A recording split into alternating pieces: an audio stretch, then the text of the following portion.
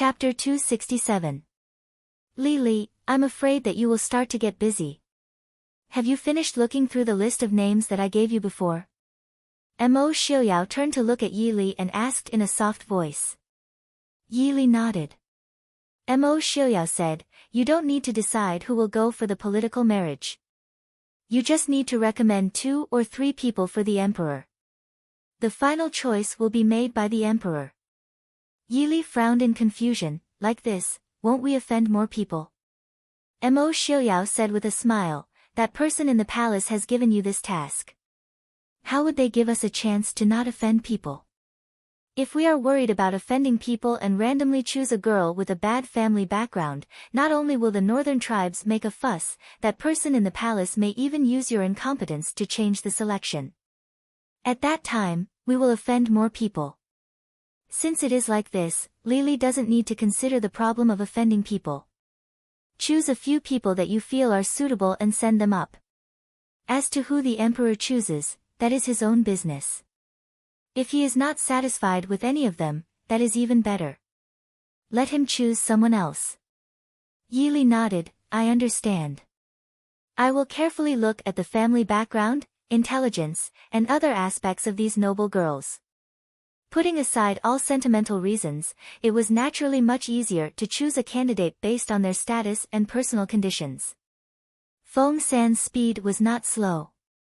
That afternoon, the news that the northern tribe's 7th prince had arrived in Jing had spread throughout the city. Even the inn that Yelu Yi was staying at was known. Yelu Yi, who had originally wanted to delay his meeting with the emperor of Dechu state for a few days, could only put down what he was doing and go into the palace for an audience. As he cursed Mo Xiaoyao inside, he also regretted that he had appeared that night to test Mo Xiaoyao and exposed himself. The next morning, the invitation for the banquet that the palace was holding for the northern tribe's prince was sent to the Ding King's Fu. Mo Xiaoyao, who had been accompanying Li to practice martial arts in the backyard, raised an eyebrow. He waved his hand to dismiss them and turned to continue teaching Li swordsmanship. Princess Consort, young Master Han and young Master Leng request an audience. Qing Shuang came over to report. Mo Xiaoyao said unhappily, why is he here again? Now, Mo Xiaoyao was starting to wonder if he had shot himself in the foot by giving Han Mingxi and the Han family to Li. Although there was no need to worry about the other party's loyalty, ever since Han Mingxi came to the capital, he came to see Li every 2 to 3 days. Now that he had moved out of the Prince Ding mansion and found another place to live, he still did not show any signs of stopping. The jealous Prince Ding naturally forgot that Leng Haoyu, a married man, was also here to see him. Li sheathed her sword and looked back with a smile. Isn't Mingxi busy discussing the cooperation with Leng Haoyu these days? You probably have some new ideas that you want to ask me. To Han Mingxi, Leng Haoyu was a rich man. On the surface, this hedonistic son of rich parents was in control of more than half of the Prince Ding mansion's business. With his participation, Han Mingxi's business could naturally be bigger. When he thought of this, Han Mingxi seemed to see countless gold ingots flying in front of him. He was so busy these days that his feet did not touch the ground. In fact, the people of the Han family were born with the nature of accumulating wealth. It was not unique to Han Mingyue. I will also go and listen. Does Li welcome me? Mo Xiaoyao asked. Li lowered her head and held back her laughter. She pretended not to see a certain someone's jealous expression and said with a smile, since Leng Haoyu is participating, what other secrets can he have from the prince? In fact, Li occasionally felt that separating her people and Mo Xiaoyao's people clearly might not be beneficial to the operation. At the same time, she also knew that this was because the Prince Ding mansion's future was determined. Mo Xiaoyao wanted to leave some power for himself so that if something happened in the future, he would have something to rely on. So she was very grateful for Mo Xiaoyao's intentions. In the study, when they saw Mo Xiaoyao and Li coming in hand, Leng Haoyu and Han Mingxi stood up to welcome them. Mo Xiaoyao nodded and smiled faintly, no need for formalities. Sit down. Li smiled and looked at Han Mingxi, who looked much better. Mingxi, why are you here so early? Han Mingxi nodded and raised his eyebrows with a smile. There is indeed something. These few days, Leng Er and I have almost finished discussing it. Leng Er is in charge of Dechu State. In a few days, I plan to go to Nanzhao and Xiling. As for the northern tribes, we can talk about it later. In terms of commercial value, the northern tribes could be said to be the least developed of the 4 countries. Many of the businesses in the Central Plains could not be done in the northern tribes and did not make much money. Yili tilted her head and thought for a moment before saying, it is said that there are many gold and silver mines in the northern tribes. Leng Haoyu nodded and said, indeed, the northern tribes may be remote and bitter, but there are many gold and silver mines. Just look at the northern tribes' nobles. The nobles of the northern tribes, whether male or female, like to use large gold ornaments and decorate themselves like moving gold treasures. The people of the Central Plains despised the barbarians outside the Great Wall for their vulgarity, but who could say that they did not envy them for using gold like silver? Wang Fei's meaning is. Leng Haoyu said hesitantly. Wouldn't it be too much gold to bite the hand? But the larger mines in the northern tribes are all controlled by the royal family. The northern tribes are very xenophobic. It is basically impossible for us to meddle in this area. Yili shook her head and said with a smile, no, I don't plan on meddling with their gold mines. What is valuable in the northern tribes is not the gold mines or their war horses. Han Mingxi frowned and said, the restrictions on the war horses of the northern tribes are even more severe than the gold mines. The war horses of the northern tribes were famous all over the world, and the Dechu state did not produce good horses. The horses that the cavalry of the Dechu state used were mostly the horses of the Dechu state and the horses of the northern tribes, and even some of the horses of the foreign countries. Compared to the purebred horses of the northern army, they were still slightly lacking. Fortunately, the territory of Great Chu was not a flat grassland, and the role of cavalry was not as important as that of the northern army. Otherwise, horses would be a huge problem. He knew that Yili asked this question for the Mahist army and the Black Cloud cavalry.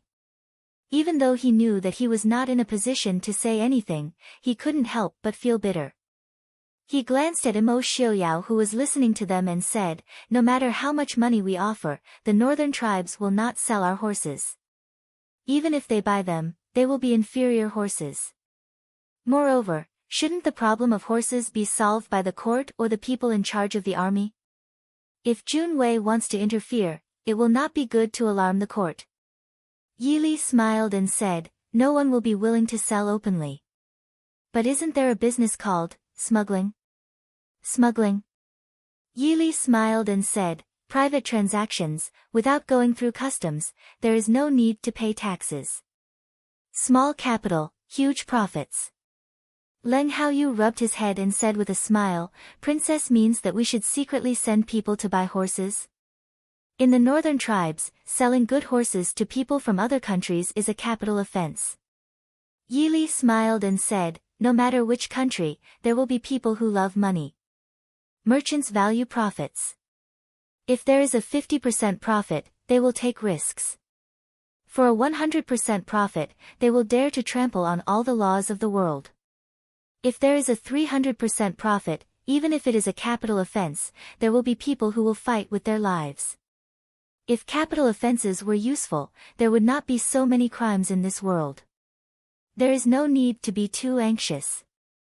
The northern tribes have a large territory and sparse population. Food, cloth, porcelain, tea, whatever they want, we will give them. If we can get some herbs and fur, that will be even better. After a long time, we will have our own channels to get what we want. Chapter 268. Han Mingxi's eyes lit up and he smiled, I understand. The situation of the northern tribes is different from ours and Xiling's southern borders. We can't use the same thinking to deal with the northern tribes. But since we're planning to expand our business to Xiling and the southern borders, we can also send the specialties of Xiling, the southern borders and Dechu state to the northern tribes. Those northern tribes' nobles are all rich and it's too easy to take money from them. It's not that no one wants to do this business, but the journey is too far and the grasslands are very dangerous, so they're all small traders. But if it's us, we don't have to worry about safety. Even if we can't advertise the Prince Ding Mansion, just by relying on the Prince Ding Mansion's military strength, a team will be enough to protect the goods.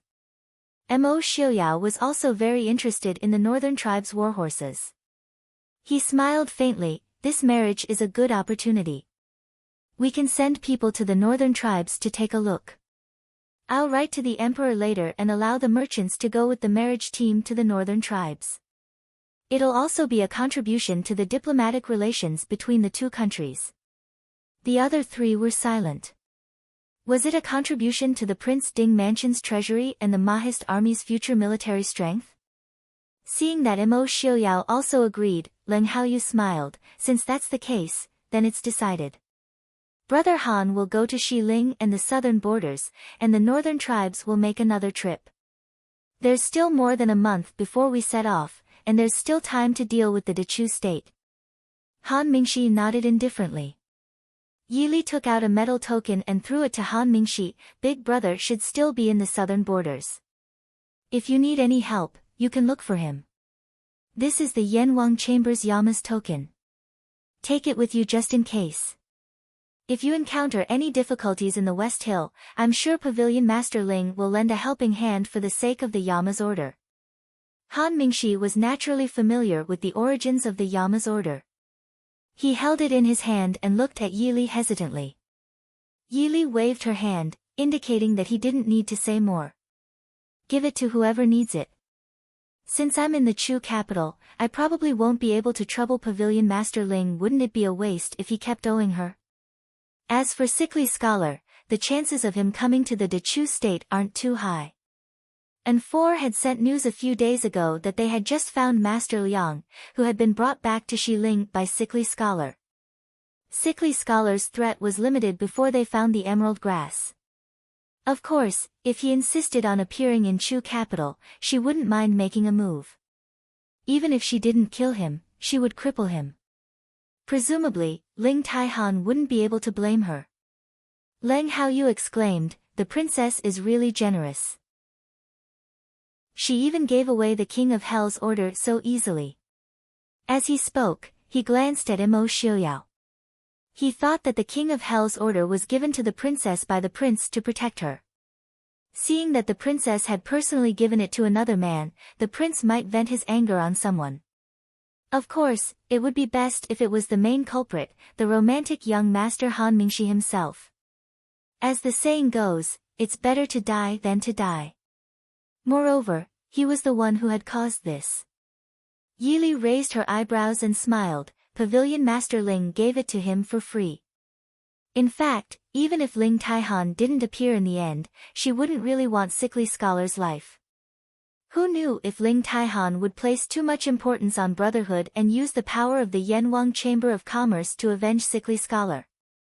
However, crippling his martial arts at that time was unavoidable. As long as she left Sickly Scholar alive, Ling Taihan wouldn't cause trouble for her out of respect for her elder brother. Leng Haoyu rubbed his nose and lowered his head to drink tea. Could the King of Hell's order be measured by money? That was something that many people would rather spend a lot of money than be able to buy. With the King of Hell's order, as long as you didn't provoke the Emperor of Xiling, you could basically do whatever you wanted in Xiling. After finishing their business, Han Mingxi looked at Yi Li and frowned. Yesterday morning, Yelu Yi sent people to scour the entire capital for the best jade. I don't know what they're for. I've never heard that the people of the northern tribes like jade. Although Yelu Yi sent people to anonymously buy them in batches, his mistake was that he shouldn't have gone to a shop under the Han family's name. Since 2 or 3 shops had their best jade bought by strangers, the shopkeepers naturally wouldn't forget to report it to their masters. As for the Han family, although the Tianyi Pavilion no longer existed in Dechu state, Han Mingxi still recruited many people under his command. It wasn't a big problem for him to investigate the various jade and antique jewelry shops in the capital and the identities of the buyers. Yi Li obviously knew what Yelu Yi was going to do with the jade. She smiled coldly and said, "It seems that the northern tribes are indeed very rich." Thinking about how her trip yesterday was ruined by a certain prince's act of flaunting his wealth, Yi Li's mood was not good. Especially when that person purposely sent a piece over to annoy her. Her eyes turned and Yi Li smiled. "Help me spread the news that I's imperial concubine wants to find the best jade to give to the prince as a birthday present." Leng Haoyu looked at Imo Xiuyao and then looked at Yi Li. He didn't understand what Yi Li meant. Han Mingxi was the first to react. He waved his fan and said with a smile, "So we can take out all the good jade we have and sell it.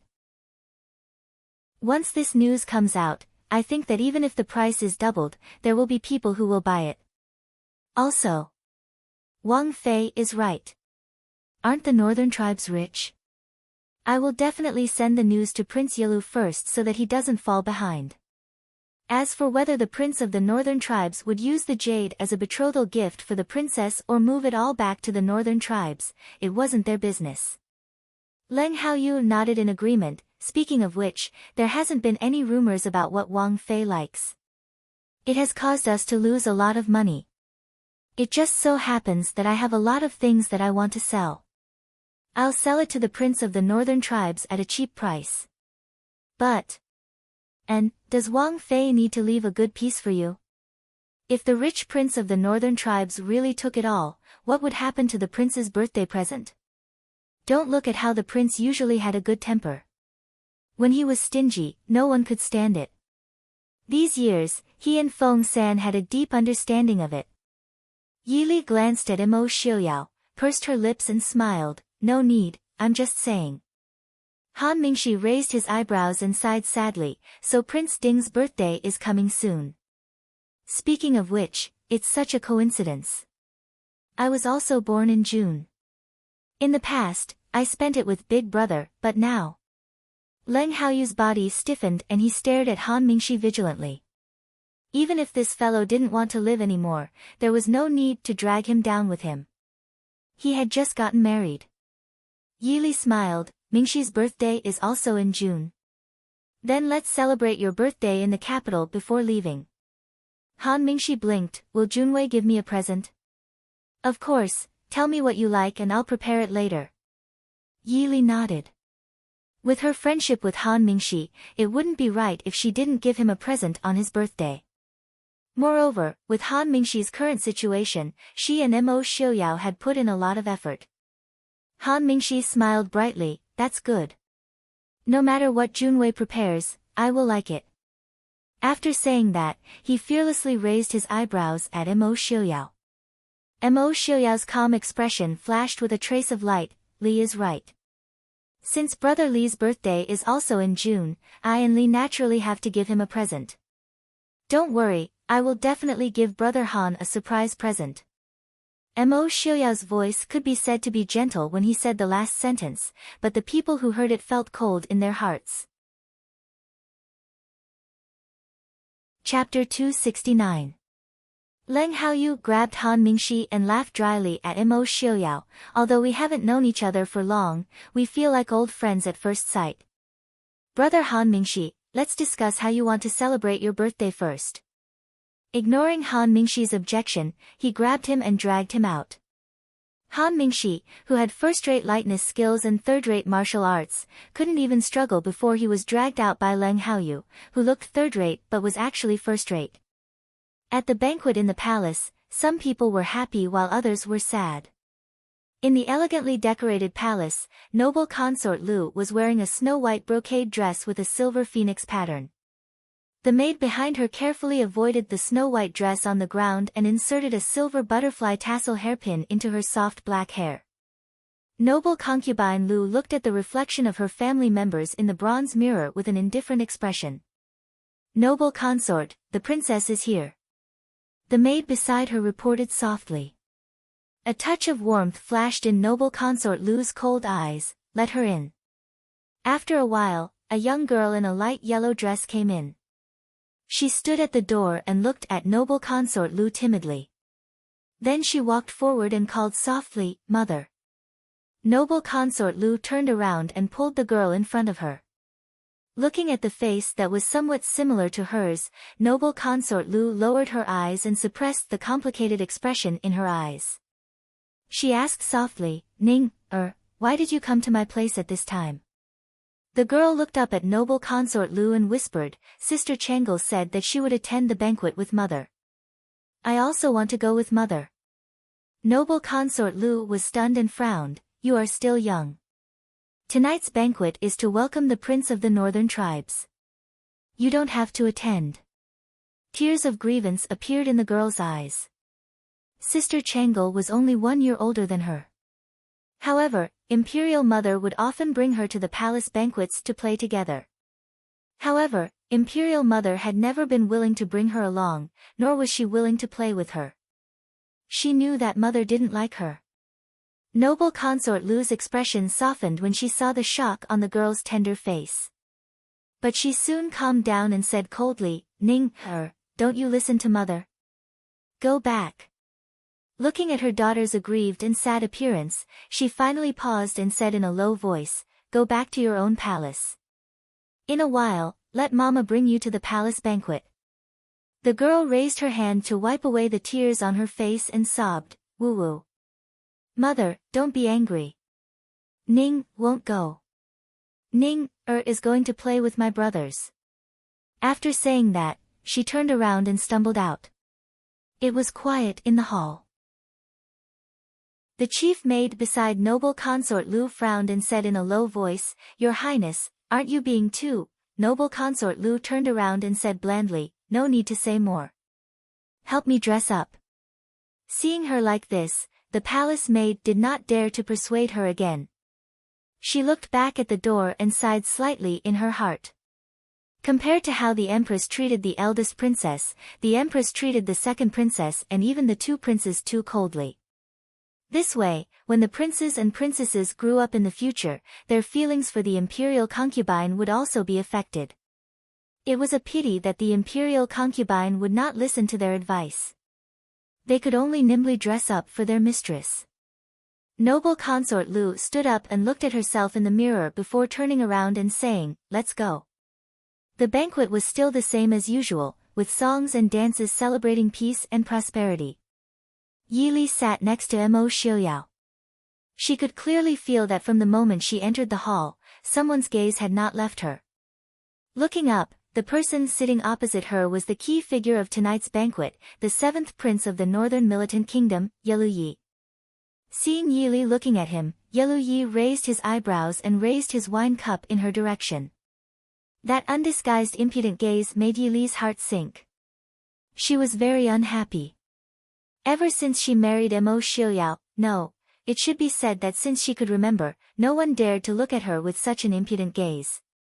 Seeming to sense Yi Li's anger, Yelu Yi raised his eyebrows and smiled. He turned his head and talked to the person sitting next to him. Yi Li indifferently lowered her eyes and looked down at her hands. Did Yelu Yi think that she would explode on the spot? A slightly cold hand grasped her hand. Yi Li raised her head and saw Mo Xiaoyao's gentle and caring eyes. Mo Xiaoyao laughed softly and said, Wife, don't be angry. Later, I will dig out his eyeballs for you. Yi Li rolled her eyes at him and muttered, He is the king of the northern militant kingdom's most favored son. If you dig out his eyeballs, won't the northern militant kingdom and the Dechu state fight? Mo Xiaoyao raised his eyebrows and laughed lightly, Who said that I can only do it in the Dechu state? When we go to the northern militant kingdom, I also have a way to dig out his eyeballs as an apology to wife. Yi Li shook her head, It's nothing. It's fine as long as you come back safely from the northern militant kingdom. It's better if you don't cause any more trouble. Mo Xiaoyao looked deeply at her happy expression. Wife, are you worried about me? Your husband is really happy. Yi Li couldn't help but pinch him. Ever since that night at the Lantern Festival, this person had become more and more pretentious. All day long, his wife and husband wouldn't stop talking about each other. Mo Jingqi, who was sitting above, naturally saw the interaction below clearly.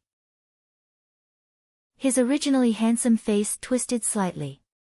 Mo Jingqi turned back and smiled at noble consort Lu and the empress, saying, Prince Ding and the princess have been married for more than a year, but they are still as loving as ever. The empress took a sip of the wine in her cup and smiled lightly, saying, Your Majesty is right. Prince Ding and Princess Ding are deeply in love. It must be another story in the capital. Mo Jingqi nodded and smiled, saying, The empress is right. My dear wife, what do you think? Noble consort Lu's face was as white as snow and her expression was cold. Your Majesty is right.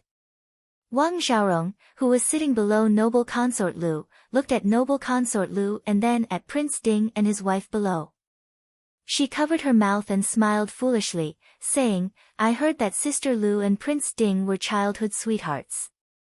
Before she finished speaking, Mo Jingqi's gaze shot to her like a sharp arrow. Wang Xiaorong's heart jumped. She knew that she had said something wrong, but she was so scared that she didn't know what to do. The empress frowned and said lightly, Wang Xiaorong, you can't drink much. What nonsense are you talking about? Wang Xiaorong's face was a little ugly, but she knew in her heart that the empress had helped her out. She hurriedly agreed and lowered her head, not daring to say more. Your Majesty. His Highness, Yeluyi suddenly stood up and spoke to Mo Jingqi in a clear voice, My country's crown princess passed away at the beginning of the year. In consideration of the diplomatic relations between the two countries, Father promised to welcome the princess of Dechu state to the northern tribes as the crown princess. This prince doesn't know if I would have the honor of meeting my future sister-in-law. Yeluyi's words caused an uproar in the hall. The difference between becoming the crown princess of the northern tribes and becoming the crown princess of the northern tribes and becoming the crown princess of the northern tribes was like the difference between clouds and mud.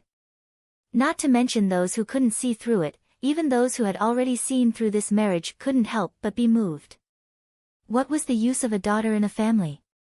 Marriage in exchange for short-term benefits or relationships. After all, no one could rely on a woman to maintain a relationship for a long time, right?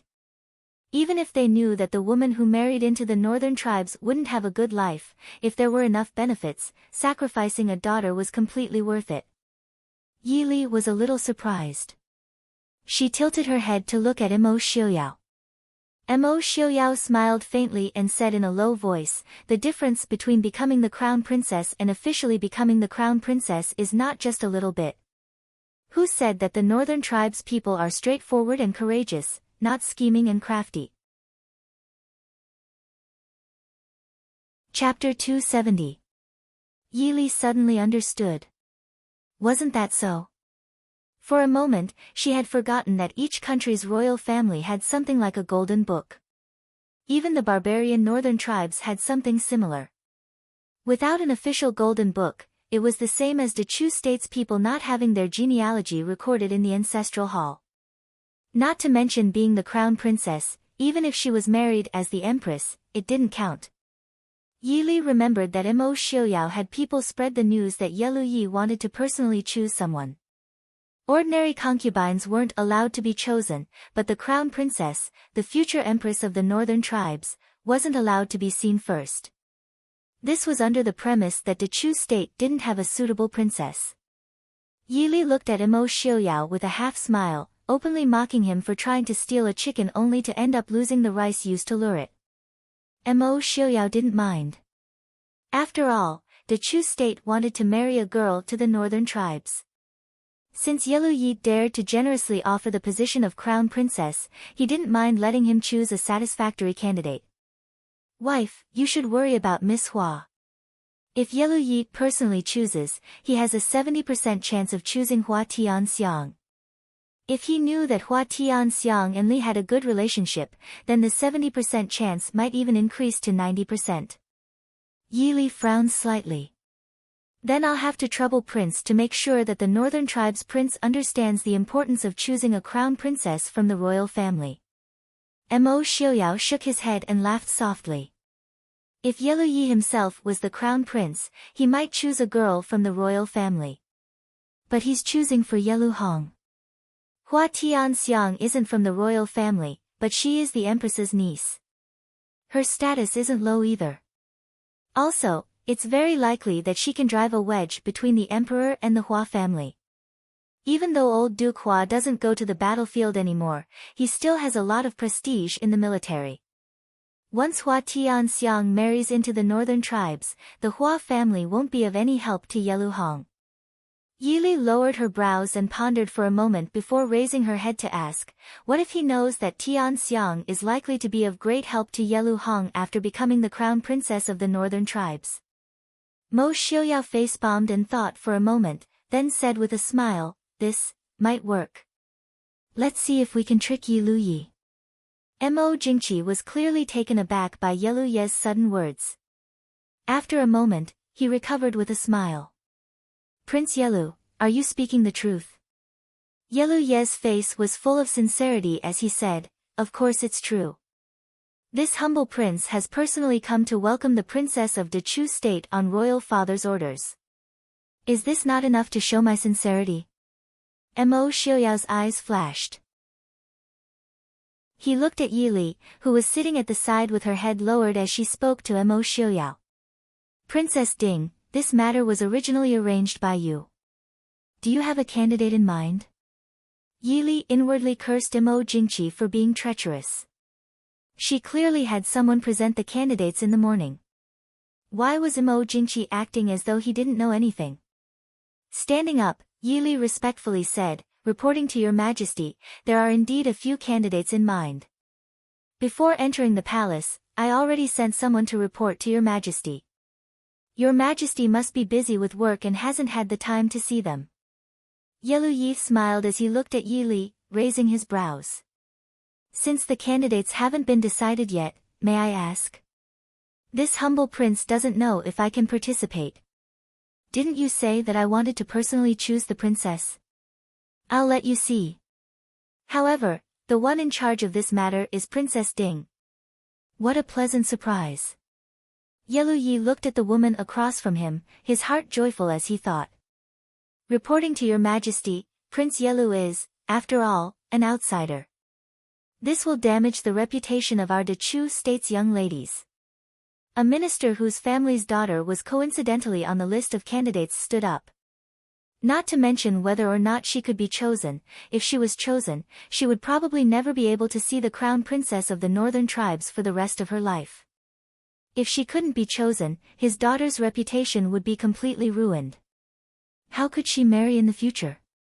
The crown princess of the northern tribes is a big matter. Prince Yelu should be concerned. He just needs to be careful. Noble consort Lu, who had been sitting on the side, suddenly spoke up. The empress couldn't help but frown, glancing at noble consort Lu. Even the empress didn't speak in this kind of situation. A noble consort speaking up, no matter how favored she was crossing the line. Mo Jingqi looked at noble consort Lu in surprise. Noble consort Lu's expression was still cold, sitting upright beside Mo Jingqi as though she hadn't said anything. Looking at his beloved consort, Mo Jingqi raised his brows thoughtfully and smiled. Since my beloved consort says so, then we'll do as Prince Yelu says. Yelu Yi bowed with a smile. Many thanks, your majesty. Mo Jingqi smiled. It's all for the sake of the relationship between the two countries. Prince Yelu doesn't need to be so polite. The emperor so easily agreed to Prince Yelu Ye's request. All the officials present were puzzled. After all, the current emperor cared a lot about his reputation and was close to the powerful officials. This could be said to be lowering his status and was not in line with the emperor's usual behavior. Others didn't care, but Yelu Yi was very satisfied with the emperor of Dechu state. He turned back to salute from afar, laughing loudly. Then, in the future, I'll have to trouble Princess Ding to give me guidance. Yili raised her head, smiling calmly. I don't dare to give you guidance. Prince Yelu is also of noble birth. I'm sure you won't do anything rude to offend the noble ladies of Dechu state. Yelu Yi smiled but didn't speak. He sat down and drank. The empress sat beside Mo Jingqi. She glanced sideways at the emperor and noble consort Lu, who was as cold as a pear blossom. She frowned slightly and softly said, "Noble consort Lu usually doesn't like to meddle in matters." Today, she suddenly thought of marrying a princess. Noble consort Lu lowered her eyes to look at the wine cup in front of her, calmly saying, "This concubine has overstepped her boundaries. Your Majesty, please forgive me." Mo Jingqi looked left and right at his wife and beloved consort. He smiled at the Empress. Noble consort Lu is also concerned about the relationship between the two countries. "Your Majesty, please don't blame her." A trace of anger flashed across the Empress' brows, but she quickly calmed down. She calmly said, "It's fine. I heard that this time, the Lu family also has a young lady in the list of candidates. Noble consort Lu is wholeheartedly devoted to the country. I am not someone who doesn't know the importance of things. However, Your Majesty, that girl Tian Xiang is accompanying me in the palace these days. She won't be participating. If Your Majesty chooses her for the marriage, you only need to issue an imperial edict. The Hua family and I won't have any complaints." Mo Jingqi was startled. He and the Empress had been husband and wife for nearly 10 years. The Empress had never spoken to him in such an obviously angry tone. Thinking about it, he understood that the Empress was angry because of her only niece's reputation. Thinking back to the past 10 years, although they didn't have deep feelings for each other, a legal wife was still different. Mo Jingqi couldn't help but wonder if his idea of Hua Tianxiang for the marriage was too much. The Empress only had this one niece, and Chang'e only had this one cousin. In fact, Mo Jingqi knew in his heart that it was useless to let Hua Tianxiang marry into the northern tribes except to annoy the Hua family. He couldn't even sow discord between the Hua family and the Prince Ding mansion. He had just slapped the Empress's face for noble consort Lu. It was nothing to make up for it. Looking at the Empress's angry face, Mo Jingqi's expression softened. He patted the Empress's hand and said, "Don't worry. I'll have someone delete Tian Xiang's name later." The Empress lowered her eyes, revealing a very faint smile. She said, "Thank you, Your Majesty." Chapter 271. Your Highness. Yi Li absent-mindedly withdrew her gaze and turned back to Mo Xiuyao. She smiled and said, "It seems that we don't need to worry about Tian Xiang." Mo Xiuyao raised his eyebrows. Yi Li smiled and said, "It seems that the Empress has already helped Tian Xiang convince the Emperor." The Empress had no children, but she was able to sit in the position of Empress for so many years in the palace surrounded by powerful enemies. Even the favored noble consort Lu didn't dare to offend her. It could be seen that she wasn't an easy person to deal with. Noble consort Lu had just spoken past the Empress and the Empress only had to express a little dissatisfaction to make the Emperor relent. But noble consort Lu. Yi Li's clear eyes swept across the snow-robed woman in the hall. She furrowed her brows thoughtfully.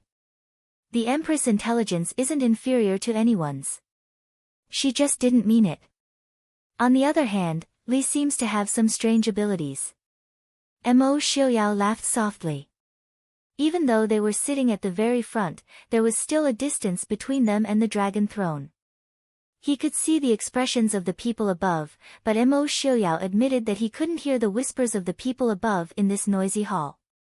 Yi Li curled her lips and glanced at him. She said generously, "That's right. Can't I read lips? Do you want to learn?" Mo Xiuyao smiled and said, "No need. My wife can do it." Yi Li glanced at him and then lowered her head to look at the wine in front of her. She knew that she had revealed too many flaws in front of Mo Xiuyao. At first, it was careless. She could attribute it to the fact that she had let down her guard after living a peaceful life for more than 10 years. Later, she gradually became unwilling to hide in front of him. Sometimes, she would even deliberately reveal a side that was different from normal people. In fact, this was also considered a test, but Mo Xiuyao never showed any abnormality towards her difference, as if it was natural for her to be like this. Yi Li was surprised, but at the same time, she was secretly happy. After all, Not everyone liked to wear a mask and hide their identity for the rest of their life. Because it was a welcoming banquet for the prince of the northern tribes, the banquet did not end after the banquet in the main hall. Instead, the emperor led all the concubines, princes, princesses and officials to the highest Jaishing pavilion in the palace to enjoy the specially arranged fireworks and large-scale singing and dancing performances. Sitting high up in the building, Yili looked at the excited emperor and raised her eyebrows disapprovingly. It was wishful thinking to use this so-called grand welcoming banquet to intimidate the ambitious prince of the northern tribes. It was almost enough to trigger his ambition to conquer the Central Plains. After all, the northern tribes could be said to be the poorest of the four countries. Towards the Dechu state, which occupied the most fertile land of the four countries, they would definitely not have such feelings of reverence. The harsh environment and valiant temperament made them want to plunder without regard for anything else. Princess Ding. Imperial Uncle. The Jaishing pavilion was much more free and casual than the main hall. After sitting for a short while, Princess Changle had already stealthily made her way to Yili's side. Many people's gazes were focused on the fireworks in the air and the singing and dancing below. Not many people noticed her. Yili lowered her head to look at her. Smiling faintly, she asked, "Why has Princess come here?" Princess Changle blinked her eyes. Leaning close to Yili's ear, she whispered, "Imperial Mother wants me to tell you to be careful of noble consort Lu." Startled, Yili raised her head to look at the nearby Empress. The Empress's lips curved into a faint smile as she nodded her head slightly. Yili nodded her head in thanks. Stroking Princess Changle's small head, she smiled and said, "So you have come to pass on a message from the Empress." "Thank you, Princess." Waving her small hand, Princess Changle generously replied, "There is no need for thanks. This princess also does not like noble consort Lu." "Why?" Yili asked curiously.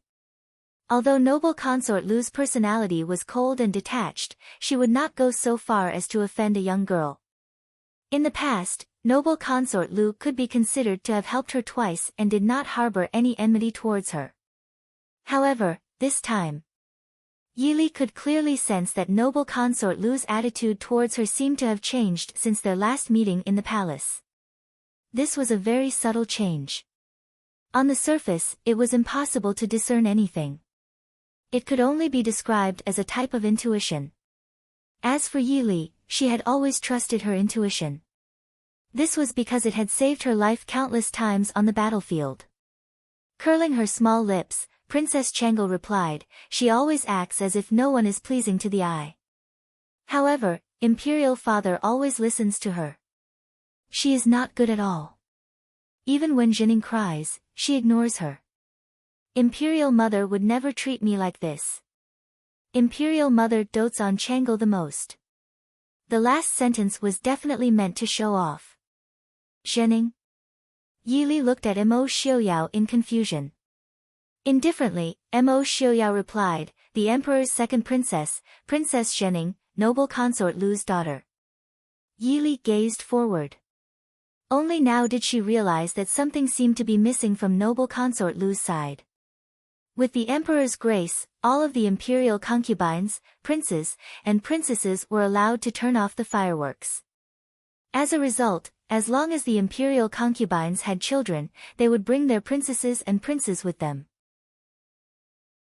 If it could be said that the previous banquets did not allow for the presence of children due to etiquette, now that even the two one-year-old princesses and princes were being carried by their wet nurses, it was strange that noble consort Lu's 2 sons and 1 daughter were nowhere to be seen. In particular, the second princess should be 7 or 8 years old. She was not an insensible child. Was it really as Princess Changle had said, that noble consort Lu did not like her own children? Does Princess often play with Princess Jining? Yili asked with a smile. Princess Changle shook her head. Somewhat depressed, she replied, "Jining also does not like to play with me. She only likes to play with her younger brothers. However, she does not allow me to go see them." Imperial Mother says that because I am still young, I do not know how to take care of my younger brothers. However, Zhening is even younger than me. Yili pinched Princess Changle's small face, inwardly sighing. The Empress truly protected Princess Changle very well. Assassins! Suddenly, there was a shrill cry. Several dark shadows scuttled out from the darkness, pouncing on the stairs. Somewhat speechless, Yili rolled her eyes. Stretching out her hand, she pulled Princess Changle to her side. The stargazing pavilion was immediately thrown into chaos. A large number of imperial bodyguards swarmed towards the emperor, empress, princes, and princesses. The court officials and the womenfolk below were thrown into chaos, each looking for a place to hide. With a single glance, Yili understood that these men in black were not comparable to the good-for-nothing she had seen that night. Every single one of them was an expert chosen from 100. In a single exchange, the imperial bodyguards upstairs suffered a great loss. The sight of blood caused the womenfolk to shriek in fright. The entire floor was thrown into chaos. Princess Changle hid by Yili's side, only revealing her small head to sneak a peek. Yili patted her forehead and said, "Don't look. Be careful not to be frightened." Princess Changle promptly withdrew. Somewhat worried, she asked, "Princess Ding, will anything happen to my imperial mother and imperial father?" Yili smiled and replied, "Don't worry. Even if something happens to all of us here, nothing will happen to them. With so many imperial bodyguards surrounding them, if anything happened to them, then everyone upstairs would have already been killed by the assassins." One by one, the court officials who knew martial arts stepped forward to meet the assassins.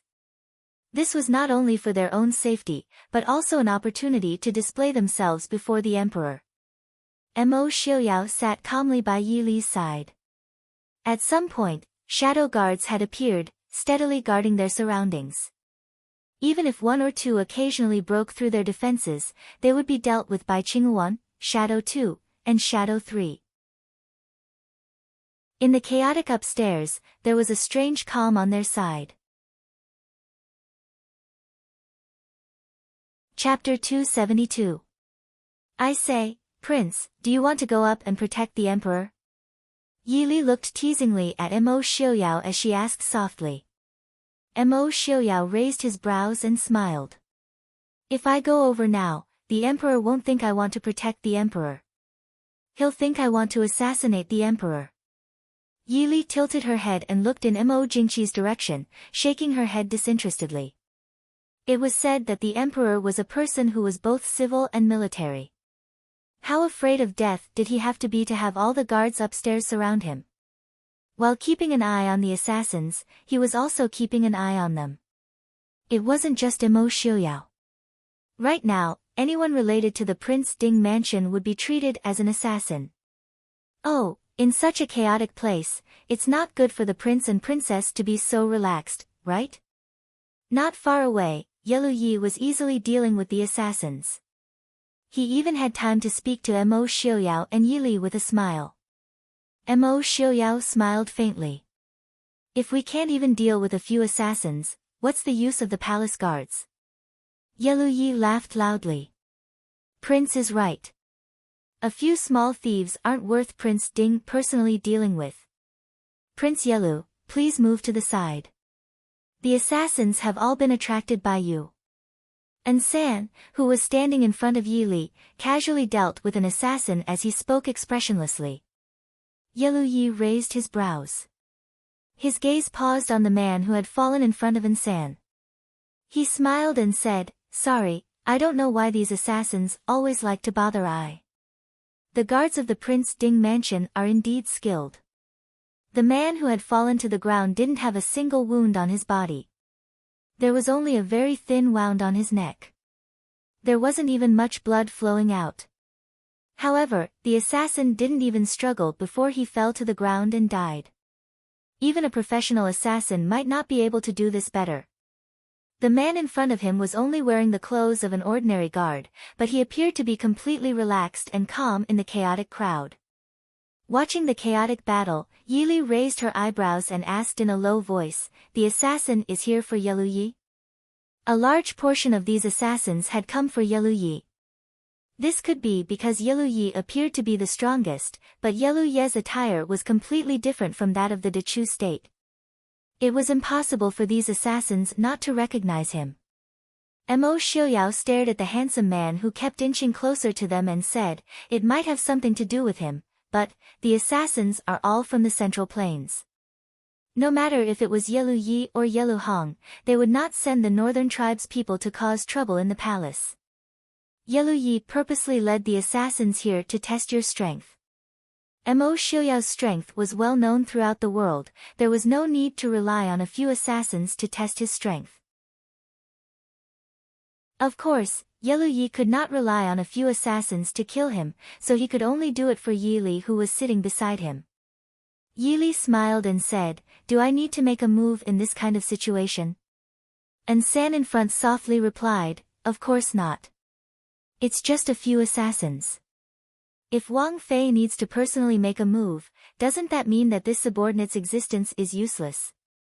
Yili raised her eyes to look at San and said with a smile, "You are now Wang Fei's left and right hand, not a shadow guard. Can I trouble you not to rush to the front lines?" Hearing this, San's face immediately fell. He still liked the days of being a shadow guard. If an enemy came, he would just rush up and beat them to a pulp. Unlike now, he had to wait for the shadow guards to slip through the net before it was his turn.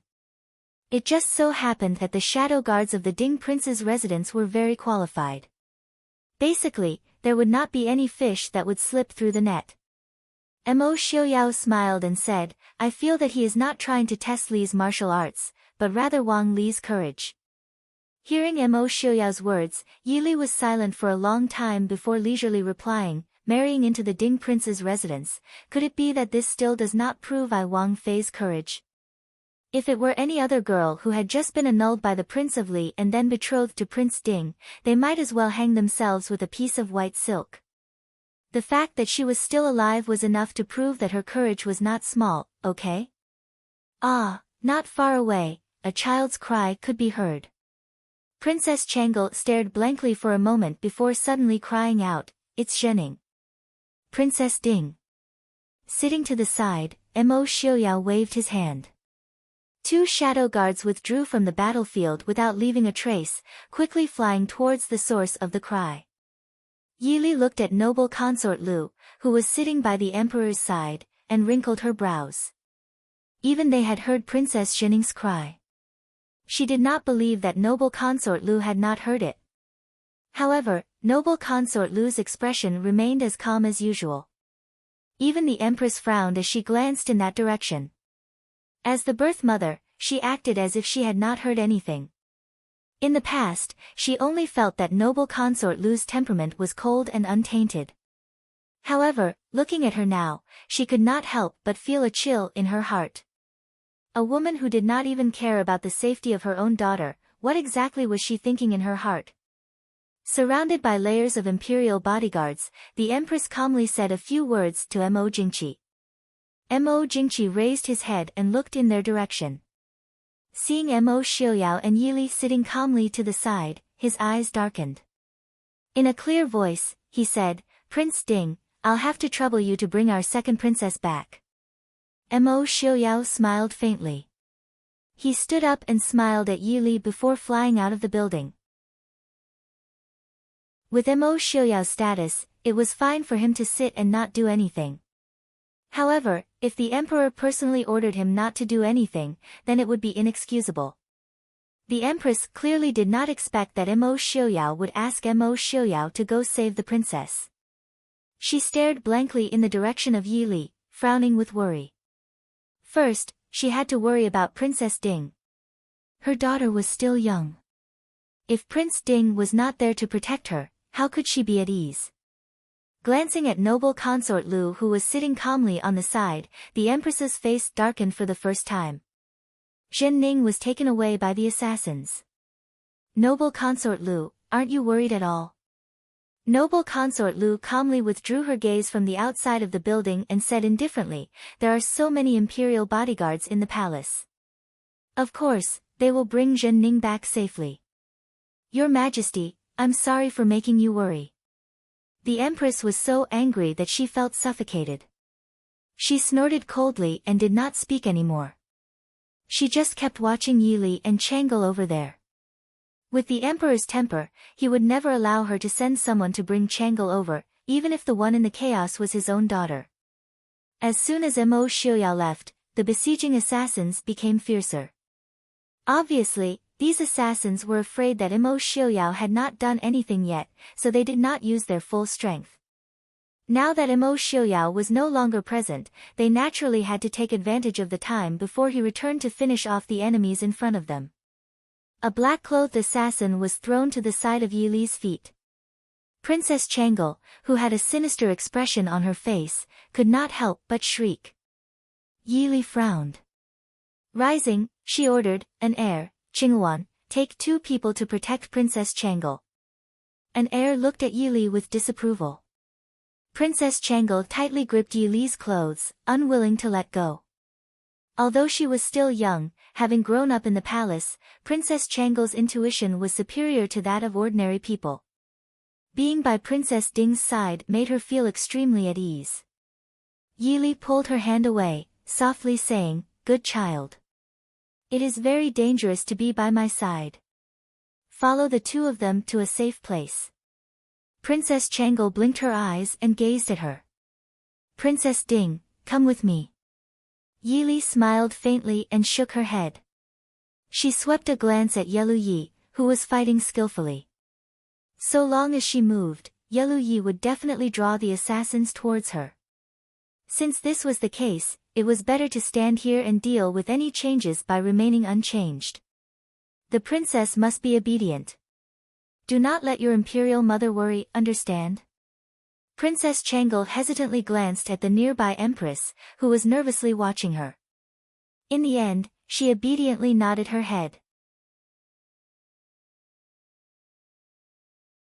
Chapter 273. In the midst of the fight, Yelu Yi turned back to glance at Yili, who was still standing not far away. He raised his brows and smiled. "Princess is indeed brave." Yili leaned against the pillar, calmly saying, "If Prince Yelu didn't lead them here, I would be happier. Actually, right now I'm so scared my legs can't move."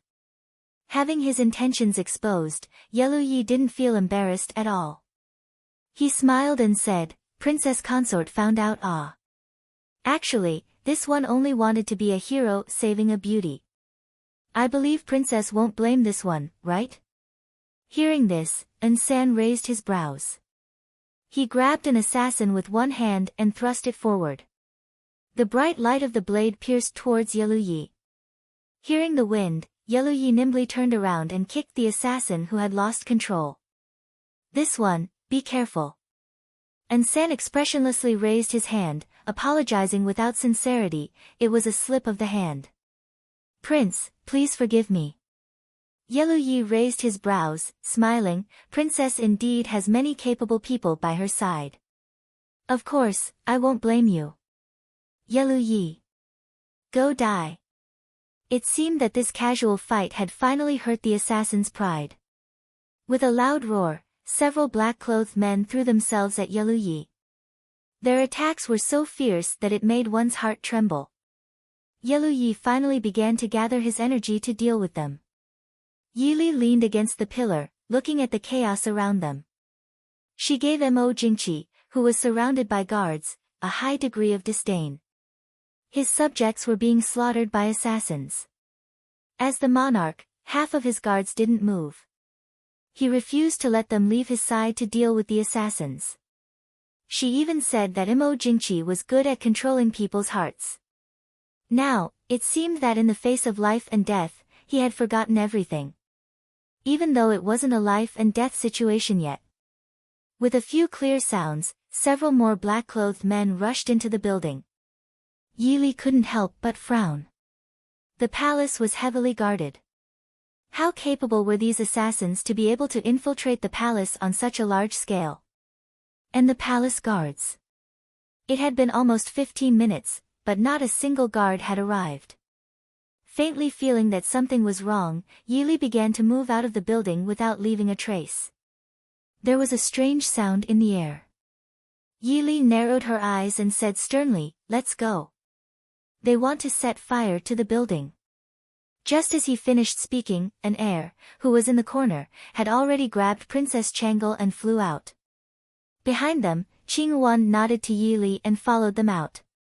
And San, who was beside Yili, beat back an assassin with a palm. He grabbed Yili and jumped out of Zhai Xinglu amidst the rain of arrows. Yili found a place to hide and steadied herself. When she turned around, the first and second floors of Zhai Xinglu were already on fire. Apparently, there were some fire arrows among the arrows, and Yili smelled some fuel from upstairs. Moreover, it was the beginning of June.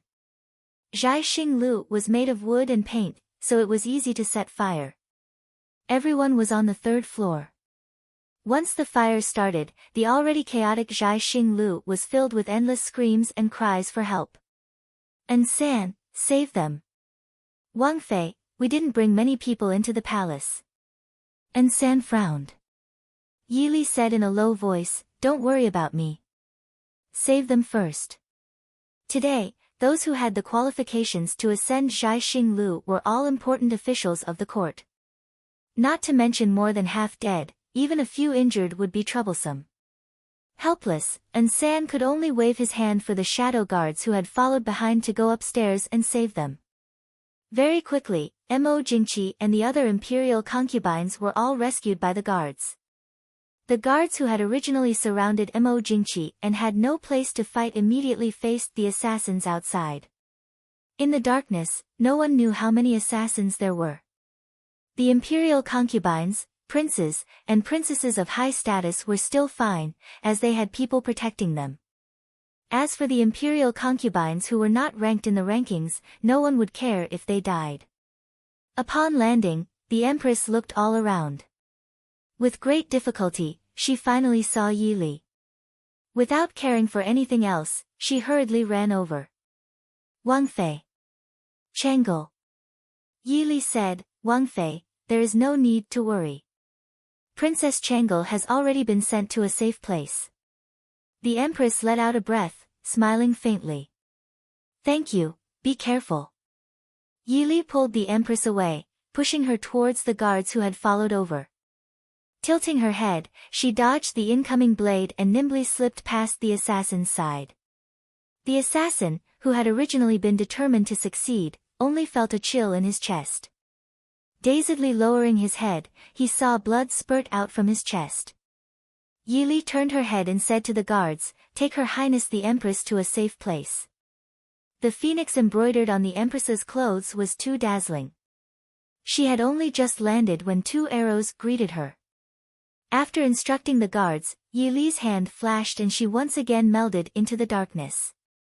Her eyes calmly stared at everything in front of her. Princess Ding is indeed nimble. This humble prince admires you. A voice sounded from beside her, carrying a trace of ridicule. Yili narrowed her eyes, elbowing the person who had suddenly appeared beside her. The person who had come was clearly not an easy person to deal with. He raised his hand, intending to grab her arm. Yili's lips hooked into a cold smile. She quickly pulled out a dagger from her sleeve and slashed it towards the person who had come. The person who had come snorted and dodged to the side. In the blink of an eye, Yili had already sent out a flying kick. She could clearly see that the person in front of her was Yelu Yi, who had run off to who knew where in the chaos. Yelu Yi raised his hand to block, but then let go because Yili's dagger was already a bayonet. Yelu Yi turned around and helplessly said with a smile, Princess Ding, the enemy is right in front of us.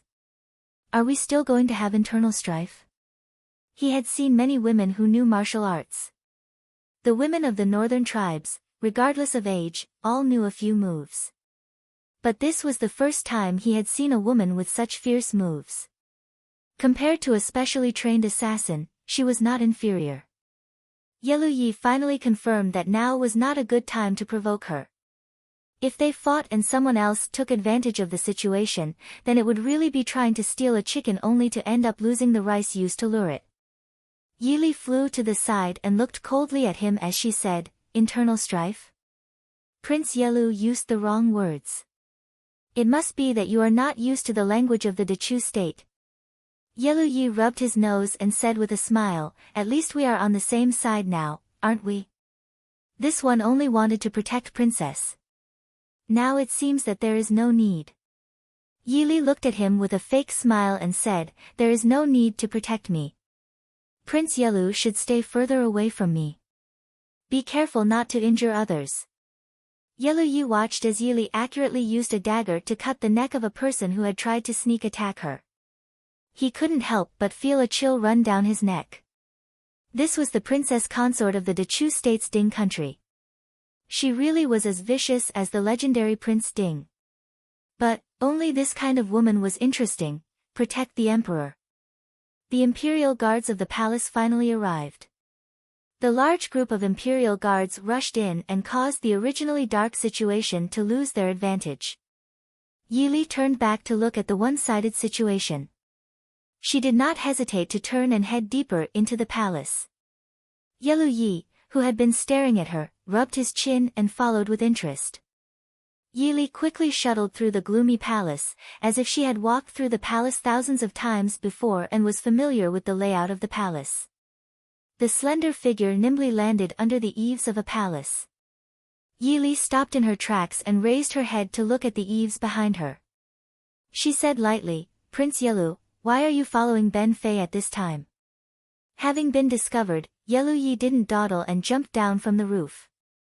He said with a smile, "Is Princess going to find Prince Ding? Do you know where Prince Ding is?" Yili said lightly, "This doesn't seem to have anything to do with Prince Yelu. If Prince Yelu has the time to think about this, why don't you think about how to explain why you started assassinating people when you just arrived in the Dechu state?"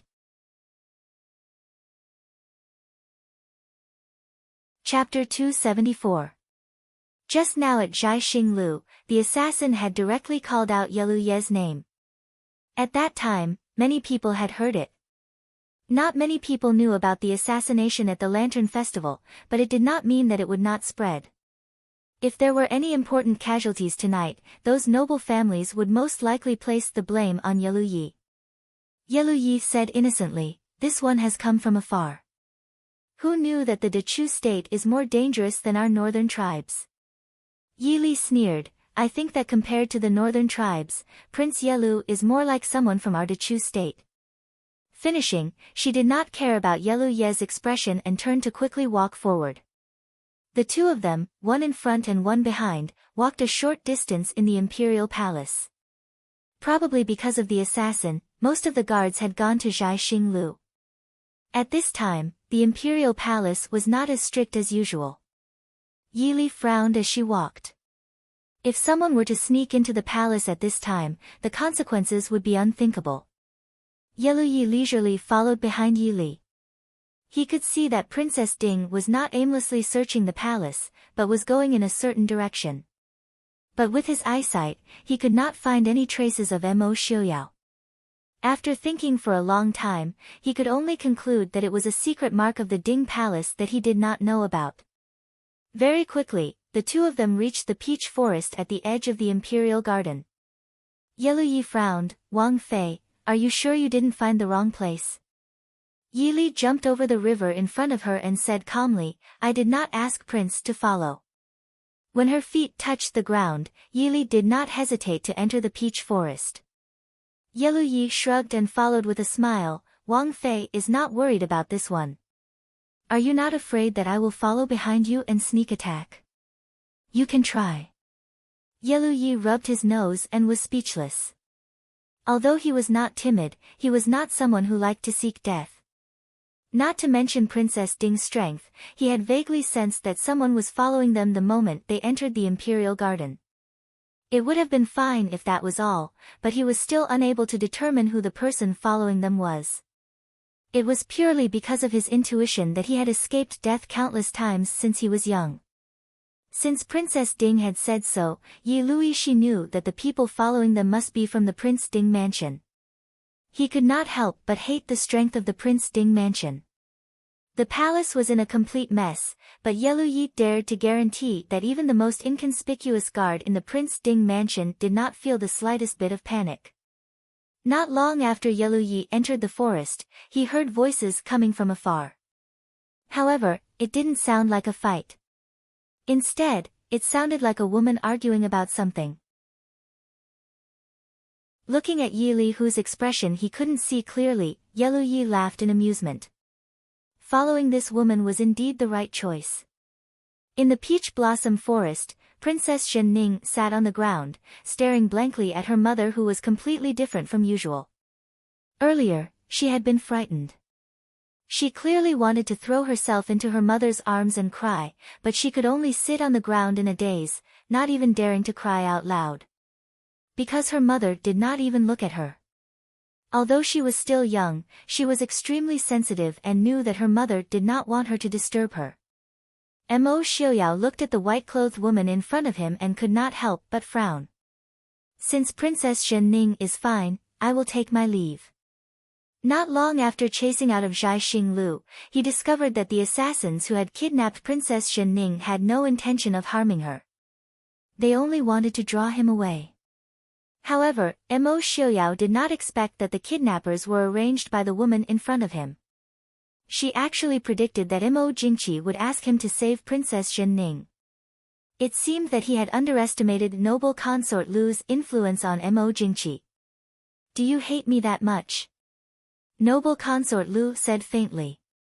Her usually cold and indifferent voice had a hint of hidden bitterness in it. Mo Xiaoyao frowned and turned to look at noble consort Lu. I don't hate you or not. Hearing this, noble consort Lu's face paled. She gently bit her red lips, unable to speak. This answer was actually more rewarding than pure hate.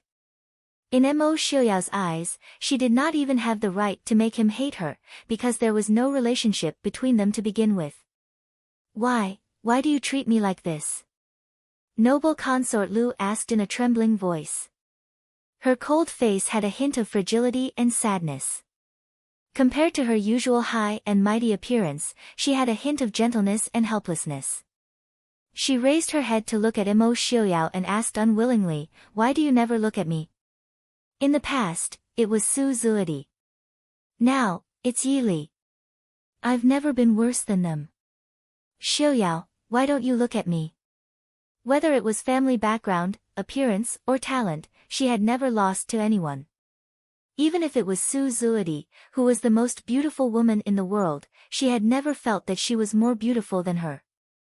However, ever since she was a teenager, this man whom she had fallen in love with at first sight had never been willing to look at her more than once. In the past, he only looked at Su Zuidi and smiled gently at her. He only accompanied her to play the zither, recite poems, and paint. He would never see her by his side. Originally, she thought that since Su Zuidi was no longer around, he would not treat anyone differently. But now, as a woman who wholeheartedly admired Mo Xiaoyao, she was more sensitive than anyone else. Mo Xiaoyao treated Yi Li even more differently than Su Zuidi. Mo Xiaoyao frowned with displeasure. He was not unaware of noble consort Lu's feelings for him. It was just that when he was young, he did not care at all. The second young master of the Ding kingdom was the dream of many women in the capital. The number of women in the capital who secretly admired him was uncountable. Also, because of his mother and father, he would not pay attention to other women when he already had a fiancée. After noble consort Lu entered the palace, it was even more impossible for him to have any thoughts. No matter how much he hated Mo Jingqi, he would not stoop so low as to seduce his concubine. So he completely could not understand noble consort Lu's grievances. Noble consort Lu, be careful with your words. My name is not something that anyone can call. Noble consort Lu gritted her teeth. Why are you never willing to look at me? Am I really not as good as your eyes? Mo Xiaoyao frowned. I advise you to respect your identity. I can give up the identity of noble consort. Noble consort Lu raised her voice and cried. Do you think I like being noble consort? None of this is what I want. As long as you. I can give up everything. Mo Xiuyao frowned as he looked at the woman in white who had clearly lost control. He turned to leave with an indifferent expression. Don't go. Noble consort Lu shouted and threw herself at Mo Xiuyao, trying to grab his sleeve. However, although her martial arts were not weak, she was not on the same level as Mo Xiuyao. Mo Xiuyao did not intend to hurt her and only waved her away. Noble consort Lu's body swayed and finally fell to the ground. Don't go. Xiuyao, I have something important to tell you. Mo Jingqi. Mo Jingqi has bad intentions towards the Prince Ding mansion. He wants to scheme against you. Mo Xiuyao lowered his head to look at her and said indifferently, when has the emperor ever had good intentions towards the Prince Ding mansion? In the past, you protected Miss Li several times.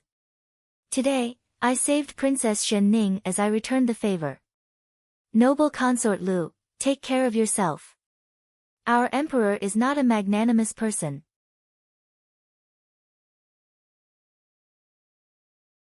Chapter 275. Why, TSK, what an iron-hearted man. Noble consort Lu is a rare beauty. In a dark corner of the peach forest, Yelu Yi gloated by Yi Li's side. Yi Li glanced at him indifferently. She was surprised to see noble consort Lu here. When she came down from Zhai Xing Lu, noble consort Lu was still by Mo Jingqi's side. How did she escape and appear in the peach forest in such a short time? Noble consort Lu had long known about Mo Xiuyao's feelings. She also knew about Mo Xiuyao's feelings. So she wasn't angry to see them. She was just surprised by noble consort Lu's deep love for Mo Xiuyao. Looking at Princess Shen Ning, who was still sitting on the ground and not daring to speak, Yi Li secretly shook her head. It wasn't wrong to be deeply in love with a man, but it wasn't good to be careless about it. How careless did noble consort Lu have to be to tell her about her feelings for Mo Xiuyao in front of her? Although Princess Shen Ning was only 8 years old, in the imperial family, an 8-year-old child wasn't ignorant. What do you think, princess? Do you want to go out and take a look? Yelu Yi smiled. Look at how affectionate noble consort Lu is. Doesn't princess have any thoughts? What if Prince Ding is moved? Yi Li glanced at him disinterestedly. If the prince wants to sow discord, he should use a clever excuse. Did he think she was stupid to go out now? Right now, noble consort Lu was probably just sad. If she appeared in front of her again, noble consort Lu would probably hate her to the heavens. Of course, it didn't mean she didn't hate her now. Yi Li reminded herself to be careful of noble consort Lu in the future. She was clearly disfigured, but she was still able to recruit people. Obviously, she wasn't completely disfigured. Yi Li calculated silently in her heart. In the peach forest, Mo Xiuyao felt a chill run down his spine. He glanced at noble consort Lu, who was crying like a pear blossom in the rain, and turned to leave without hesitation. Mo Xiuyao walked out of the peach forest and stood by the riverside for a while before turning his head and saying with a smile, Li Li, since you're here, why aren't you coming out? Yi Li strolled out from the peach forest and smiled faintly. Isn't it because I don't want to ruin Prince's plans? Mo Xiuyao was silent for a while before he said, I suddenly felt my heart skip a beat. Is Li Li trying to ruin Ai's face again? Yi Li glared at him fiercely. She would never admit that her thoughts had been guessed by him. Yelu Yi followed behind Yi Li and leisurely walked out. He looked at Mo Xiuyao and said with a smile, Prince Ding is truly extraordinary. This little prince admires you. Mo Xiuyao calmly said, Prince Yelu is too polite. I cannot compare to Prince Yelu. Before he finished, Mo Xiuyao turned to look at the other side of the imperial garden. Yelu Yi said, it seems that someone is looking for Prince Yelu. Yelu Yi looked over and saw several figures hurrying over. They were clearly the palace guards. It seemed that no matter how afraid Mo Jingqi was of death, he had not forgotten that there was an important guest present. Yelu Yi clicked his tongue and smiled brightly at Yi Li, saying, I won't bother the palace guards. Princess Ding, let's meet again tomorrow. After speaking, he leaped into the peach forest and disappeared. This subordinate greets prince, greets princess. Several guards came over. When they saw Mo Xiaoyao and Yi Li standing side by side, they were stunned and hurried forward to greet them. Mo Xiaoyao nodded, what are you doing? The leader of the guards said, replying to Prince, we discovered that Prince Yelu and Princess Ding had disappeared in the chaos. This subordinate has been ordered by the emperor to search everywhere. Mo Xiaoyao nodded, calmly saying, Princess is worried about I, so she came over to take a look. Just send someone to report to His Majesty that Princess Consort is with Ben Wang. As for Prince Yelu, you can continue to search. The guards naturally did not dare to delay. After bidding farewell to the two, they went to report to Mo Jingqi and continued to search for Yelu Yi. Yi Li turned back to look at the peach forest, frowning, noble consort Lu. Mo Xiaoyao pulled Yi Li back, softly chuckling, noble consort Lu has nothing to do with this husband. Wife, don't wrongly accuse me. Yi Li rolled her eyes at him, saying, is it okay to leave noble consort Lu inside? Mo Xiaoyao said, noble consort Lu is not as simple as you think. Do you think she can come here from Zhai Xing Lu in such a short time with ordinary skills? If you have a good relationship with the Empress, it's best to remind her to be careful of noble consort Lu. Yi Li looked at Mo Xiaoyao strangely. Previously, he said he owed noble consort Lu a favor. Although he had just repaid it, he couldn't just turn his back on her, right? Mo Xiaoyao looked at her with a smile, saying, do you think that just because I accepted her, she would really leave with me without anything? Yi Li raised her eyebrows. Wasn't that the case? Mo Xiaoyao said lightly, how could an aristocratic family raise a woman who would do anything for love? If she really did not want anything like she said, how could she give birth to 2 sons and 1 daughter in a row and be the most favored in the harem? She doesn't really want to be with me. She just can't bear that I turned a blind eye to her in the past and now treat you so well. Yi Li frowned. She believed that noble consort Lu had true feelings for Mo Xiaoyao. At least, it was not completely with a purpose. Such a proud woman begged a man in such a situation when she knew the odds were not good. It was impossible that there was no sincerity and hope in her heart. However, no matter how sincere she was, it was useless. Mo Xiaoyao already belonged to her. She refused to let anyone else touch him. When they left the imperial garden, Mo Jingqi had already sent people to wait for them at the exit. With such a big thing happening in the palace, it was naturally impossible for them to leave so easily. Everyone went back to wash up and sleep. Although there were many assassins who infiltrated the palace this time, compared to the thousands of palace guards, it was just a drop in the ocean. The reason why they were able to create such a big scene was because they had the element of surprise. However, it could be seen that the palace guards were not as strict as imagined. It was no wonder that the shadow guard of the Prince Ding mansion secretly looked down on the palace guards. At least, no assassins had ever broken into the Prince Ding mansion in the past 100 years. After being frightened by the assassins, Mo Jingqi naturally could not sleep. He brought the frightened officials to the Dragon Ascension Hall, where political affairs were handled. Yi Li and Mo Xiaoyao had just walked to the door when they heard Mo Xiaoyao's angry scolding. He was clearly reprimanding the guards for their negligence. Yi Li raised her eyebrows. She remembered that the current commander of the palace guards was Leng Haoyu's elder brother, Leng Qingyu.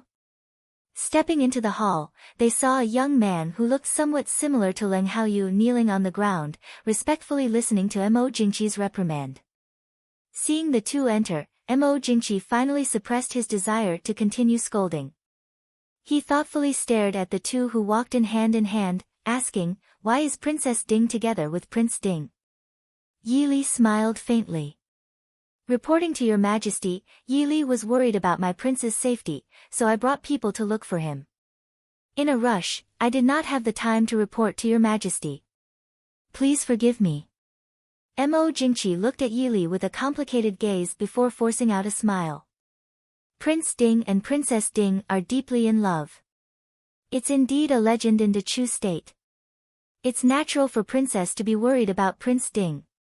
How can we blame you? Yi Li seemed to be relieved.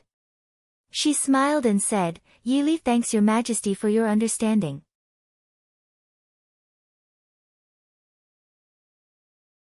Chapter 276. Is my Princess Zhenning all right? Mo Xiuyao turned his gaze to Mo Xiuyao. Mo Xiuyao nodded mildly. Princess Zhenning was a little frightened, but she wasn't injured. That's good. Mo Jingqi smiled. Zhenning is Zhen's beloved daughter. If anything happens to her, Zhen and my beloved concubine will be extremely distressed. Although he was smiling, Yi Li did not see the slightest hint of joy in his smile. What does Prince Ding think of tonight's incident? Mo Xiuyao stared at Mo Jingqi and asked. Mo Xiuyao frowned and said thoughtfully, this official doesn't know, but they shouldn't have come for your majesty. Although most of the guards were protecting the emperor, those assassins didn't try to break through the encirclement to assassinate the emperor. Even if they really killed all the officials upstairs, it would at most make the emperor angry, but the actual impact wouldn't be that big. It was probably just a reshuffle of the cards in the imperial court. But... Official Leng, may I ask why the imperial guards arrived so late? Mo Xiuyao turned around and pointed his gun at Leng Qingyu, who was still kneeling on the ground. Leng Qingyu looked up at Mo Xiuyao and said in a low voice, at that time, the assassins split up and attacked the palace several times. This official was careless and fell for the trick of luring the tiger away from the mountain. Please punish me, your majesty. Careless? Mo Xiuyao said with a cold smile, it seems that Senior Leng has already forgotten the reason for the existence of the imperial guards. Since you know that someone broke into the palace, regardless of whether there were assassins at Zhai Xinglu, shouldn't the first thing official Leng should do is to go to Zhai Xinglu to protect the emperor? The dignified commander of the imperial guards was actually lured away by a few assassins. I think you should change your position as the commander of the imperial guards. Leng Qingyu's indifferent expression stiffened, but he knew that Prince Ding was right. He had indeed failed in his duty tonight. No matter what Prince Ding said, he had no room to refute. That's enough. Mo Jingqi frowned. Tonight, it was indeed Qingyu's fault. He'll be fined half a year's salary. The guards in the palace also need to be reorganized. Next time, I won't let them off easily. Mo Jingqi's words were equivalent to not punishing Leng Qingyu. The Leng family was a big family with a big business, and they didn't lack half a year's salary. Even if they were punished, they wouldn't be punished. Originally, if it was someone else, even if they didn't lose their head, they would probably lose their official position. However, since the emperor had already spoken first, it was not good for him to say anything more. Hearing Mo Xiuyao's words, Mo Xiuyao lowered his head and did not refute. Seeing that Mo Xiuyao did not say anything, Mo Jingqi nodded in satisfaction. Tonight's matter should be left to Prince Ding to investigate, right? I'm sure Prince Ding will give me an explanation as soon as possible. Mo Xiuyao frowned and said, Your Majesty, please forgive me. There is still a month before I leave for the northern tribes. Also, the prince of the northern tribes and his residents have many other matters to attend to.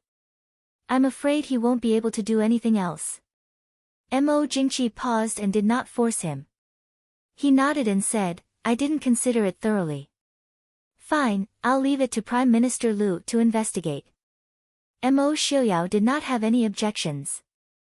In fact, even if he did, Mo Jingqi would not listen to him. After leaving the palace, in the carriage, Yi Li looked at Mo Xiuyao strangely. You're helping Leng Qingyu? Mo Xiuyao looked at her with a smile and raised his brows. You can tell. Yi Li pursed her lips. It's too obvious. Everyone could tell that Mo Xiaoyao was deliberately targeting Lin Qingyu in the palace. But at the same time, even if Mo Xiaoyao really disliked Lin Qingyu, there was no need to make things difficult for him at that time. And with Mo Xiaoyao's personality, if Mo Xiaoyao wanted to demote him, he would definitely protect him. If it weren't for Mo Xiaoyao making things difficult for him, no matter how much Mo Jingqi trusted Lin Qingyu, he would not have only fined him half a year's salary. How come I didn't know that your relationship with Lin Qingyu is so good? Is it because of Ling Er? Mo Xiaoyao shook his head. Ling Er doesn't need me to give him face. Besides, even if I save a beggar on the roadside, he won't ask me to help his elder brother. Yili lowered her brows and thought for a moment before looking up at him. You want to help Mo Jingqi and the Ling family? Mo Xiaoyao leisurely leaned against the carriage and said with a smile, my wife is so smart. This is just a small trick. Mo Jingqi will understand it later. However, as long as Mo Jingqi has the slightest suspicion, even if he knows it in his heart, he can't help but guard against Lin Qingyu. This way, it will be easier for us to add fuel to the fire in the future. Yili understood that this was paving the way in advance. If Mo Jingqi and the Ding King's manor were at peace in the future, Lin Qingyu would naturally be his confidant. If it was inevitable, Mo Jingqi's trusted aides would naturally be eliminated by the Ding King's manor. Thinking of Mo Xiaoyao's long journey in more than a month, Yili couldn't help but frown. For some reason, there was a faint uneasiness in her heart. What's wrong, Lili?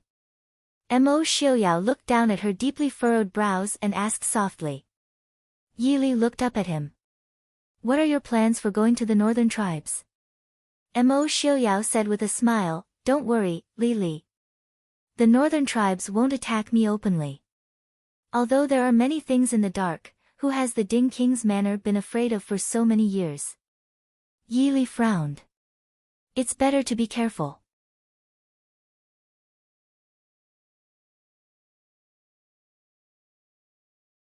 Chapter 277. Withdraw. Yili appeared behind the guards with Chief Steward Mo and said softly. The guards silently accepted the order and withdrew. Yelu Yi raised his eyebrows and sized up the woman in front of him. Different from the previous times, this time Yili was wearing a simple white dress with a green belt around her waist. Her black hair was casually pulled up without any makeup. Without any powder, it showed her picturesque appearance and extraordinary temperament. Yelu Yi smiled and said, did this one disturb Wang Fei? Yili looked at him with a smile that wasn't a smile and said, if Wang Fei is really worried about disturbing, why force your way in? Yelu Yi smiled innocently and said, this one just wanted to enjoy the beautiful scenery of Dingguo Wangfu. Who knew that Dingguo Wangfu would be so strict? Yili didn't feel the need to refute this kind of sophistry. She smiled faintly and said, Wang Fei, please have tea in the front hall. Ben Fei will leave first. Wait. Yelu Yi stepped forward. Chief Steward Mo, who was standing beside Yili, also stepped forward to block Yelu Yi. He smiled faintly and said, Wang Fei, please conduct yourself with dignity. Yelu Yi laughed loudly and said, was Wang Fei practicing martial arts just now? This one is very curious about the martial arts of the Central Plains. I don't know if I have the honor to exchange pointers with Wang Fei. Chief Steward Mo said, Dingguo Wangfu is full of experts. If Wang Fei wants to exchange pointers, this one can choose a few to exchange pointers with Wang Fei. Even this old man can accompany Wang Fei to pass the time. Yelu Yi smiled and looked at Yili, saying, I naturally know that Dingguo Wangfu is full of experts. However, this one wants to experience Dingguo Wangfei's skills. Yili said faintly, I thought that I had already exchanged pointers with Wang Fei last night. What's more, Wang Fei's martial arts were also learned from the Central Plains. Since that's the case, what is there to be curious about? Yelu Yi was startled. His martial arts were indeed learned from the people of the Central Plains. However, he had always avoided using the martial arts of the Central Plains. So it turned out that he didn't avoid other people's eyes? Wang Fei has good eyesight. Last night, he had hurriedly skipped a few moves.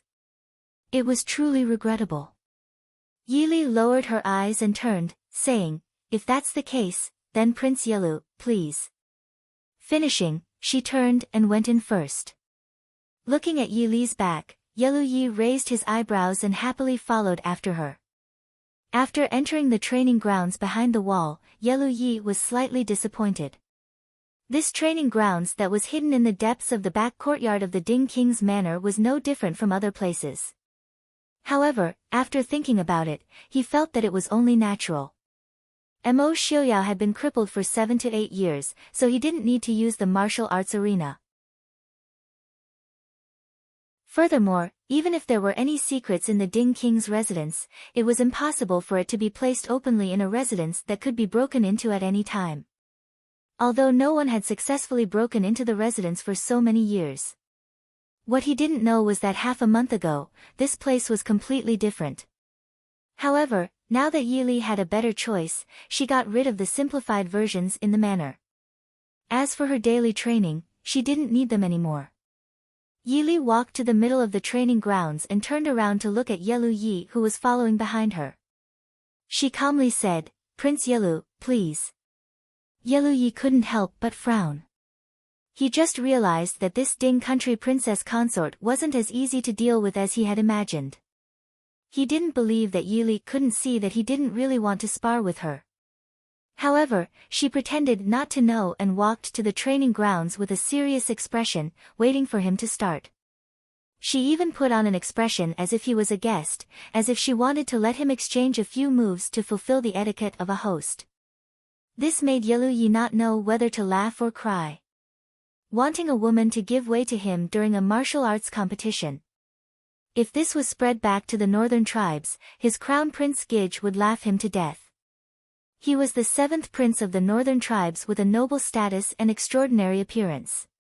Even those bold and generous northern tribes women couldn't help but blush and shy in front of him. However, this woman had been deliberately teased by him several times, but she didn't have the slightest reaction. If a woman could remain calm even when an extraordinary man deliberately tried to be friendly to her, then it had to be said that this woman wasn't easy to deal with. Walking to the training grounds, Yelu Yi smiled and said, "Does Princess Consort not take a weapon? Does Princess Consort learn the sword?" Yi Li said indifferently, "Prince also said that I learned the sword. How would I dare to show off what I'm still learning?" Yelu Yi nodded, "I also feel that Princess Consort uses a short weapon very well. It wasn't just good." Thinking of the 2 unexpected stabs last night, he couldn't help but feel a chill in his heart. "Princess Consort, please. Please," Yi Li said. On the training grounds of the Ding country King's Fu, Yelu Yi stared intently at the white-clothed woman opposite him. Neither of them made the first move. Looking at the calm and sharp woman in front of him, Yelu Ye's expression didn't change, but he was inwardly shocked. Now he understood why last year's outstanding archery princess Lingyun was defeated by a Ding country princess consort who didn't even know how to use a bow. When experts exchanged blows, it didn't just test physical strength, speed, moves, and internal energy. More importantly, it tested the determination to win and the momentum to overwhelm the opponent. Yelu Yi didn't know how high the woman's martial arts were, but he could tell from her calm demeanor and the sharp blade-like aura flowing in her calm eyes that she was not afraid of anything. The mental state of the Ding country King's Fu was enough to rank her among the top experts. The atmosphere on the training grounds gradually became heavy. Yelu Yi frowned and pulled out a soft sword from his waist. "Princess Consort, please." Yi Li stood with her hands clasped behind her back, indifferently saying, "Prince, please." Yelu Yi couldn't help but smile bitterly in his heart.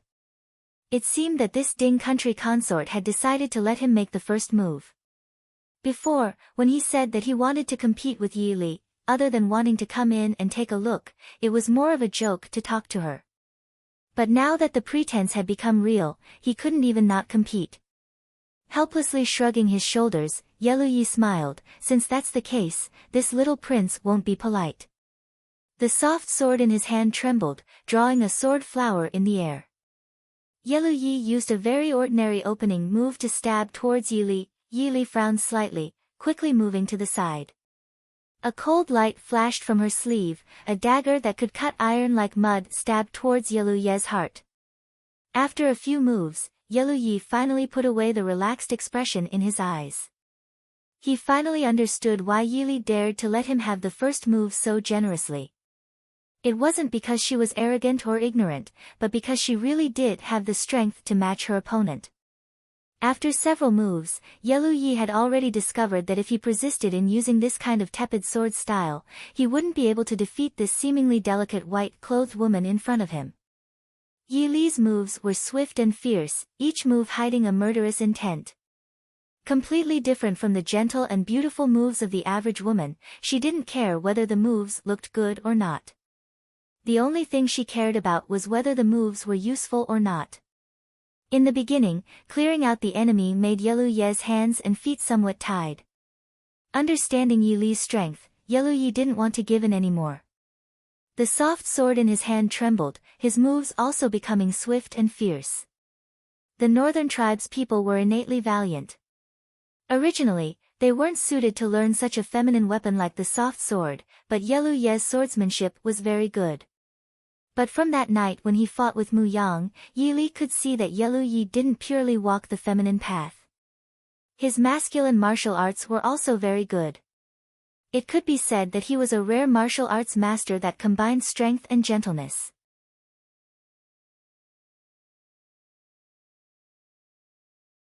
Chapter 278. In the martial arts arena, the two of them were locked in a fierce battle. Outside the martial arts arena, Chief Steward Mo focused on the two of them fighting, his deep old eyes filled with worry and relief. The current Ding King Fu seemed to have unlimited glory, but in reality there was a hidden danger. This required a decisive and intelligent Wang Fei. Now it seemed that Wang Fei was not only intelligent and determined, even her martial arts could be considered first class. This made Chief Steward Emo pleasantly surprised and couldn't help but thank the Ding King Fu's ancestors for their blessings.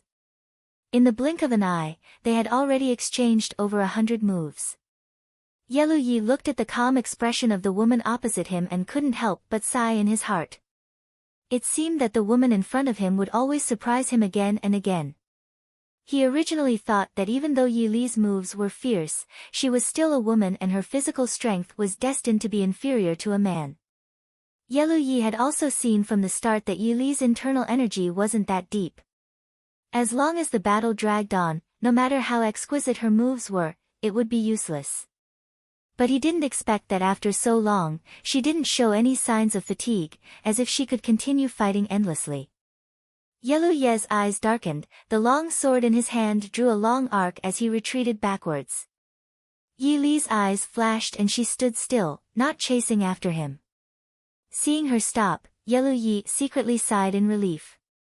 Since he couldn't hurt or kill, if he continued to fight like this, regardless of winning or losing, the one who would be embarrassed would be him. I didn't expect Princess Ding to be so agile. Xiao Wang admires you. Yelu Yi laughed as he put the software back on his waist. Yi Li faintly frowned and said, since Wang Fei thinks it's enough, then please go to the front hall to drink some tea. We can discuss proper matters then. Yelu Yi nodded indifferently and Chief Steward Mo, who was standing at the side, came forward to invite Yelu Yi to the front hall. Yi Li returned to her room and changed her clothes. Her conversation with Yelu Yi was naturally a battle of words. This prince of the northern tribes did not match the image of the northern tribes in the hearts of the people of Dechu State. In comparison, he was more like a person from Dechu State and Xiling. He was cunning, sharp, and wouldn't give in when it came to benefits. The two of them discussed the list that Yi Li had prepared in advance for a long time. In the end, they decided to choose Princess Ronghua, the niece of the Lu family's noble consort Lu, and Princess Qingyi, the youngest granddaughter of Mo Jingqi's only uncle, Old Jia Prince. However, Princess Qingyi was the only living granddaughter of the old prince. She was only 13 this year. The only reason she was added was to make the name list look better. It was because the Chu state's imperial family always had more males than females. There were no princesses or princesses that could be brought out. But that was all. Regardless of whether it was for the sake of the old prince, or because Princess Qingyi was too young and in poor health. In the end, he would have to choose between Princess Ronghua and the daughter of the Lu family. In the end, Yeluyi had to personally meet these three people before he could make a decision. Yili didn't care about this. It was already good enough that she was able to persuade Yeluyi to only choose 3 people to meet. If Yeluyi met all the daughters that were being chosen, the aristocratic families in the capital wouldn't be able to continue living.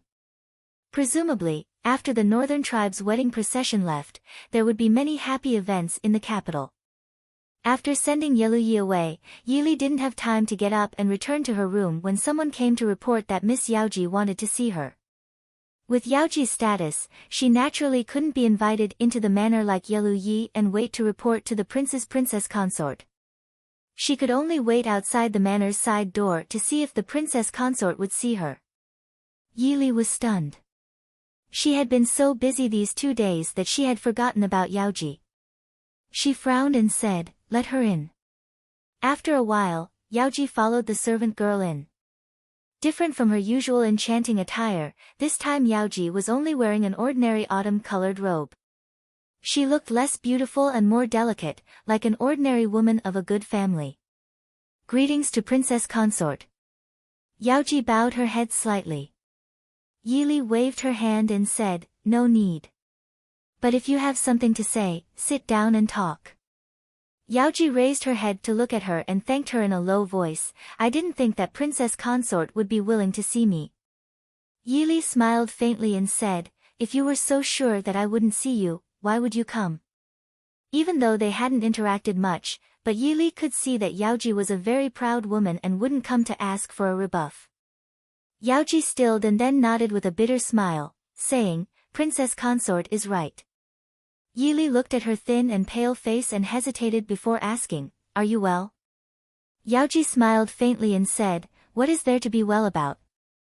I shamelessly came today to ask for Princess Consort's help." Yili nodded and said, "Speak. If I can help, I won't refuse." Yaoji said, "I plan to close Qingqing Lane, but it's fine if I'm alone, but there are many girls in Qingqing Lane, they are all people with hard lives.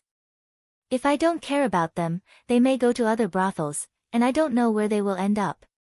Originally, I wronged them, so I want to ask Princess Consort if the Prince Ding Mansion is willing to buy Qingqing Lane." Yaoji is willing to sell it at half price, as long as you can take care of the old people in Qingqing Lane.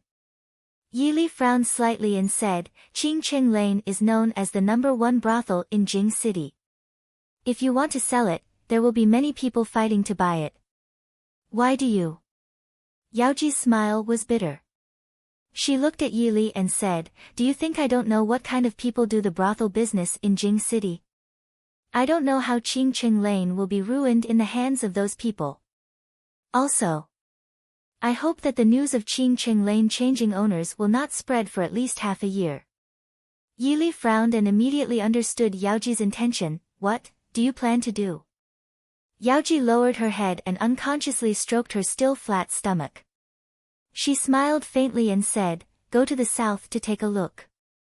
The climate in the south is much more comfortable than in Jing City, isn't it? I've saved a lot of money these years. Even if I want to live a good life, it won't be a problem." Yili frowned slightly. She wasn't asking about money. Even a dancer at Yaoji's level didn't have to worry about money. But not to mention the instability in the south, Yaoji's body wasn't suitable to travel thousands of li to Jiangnan.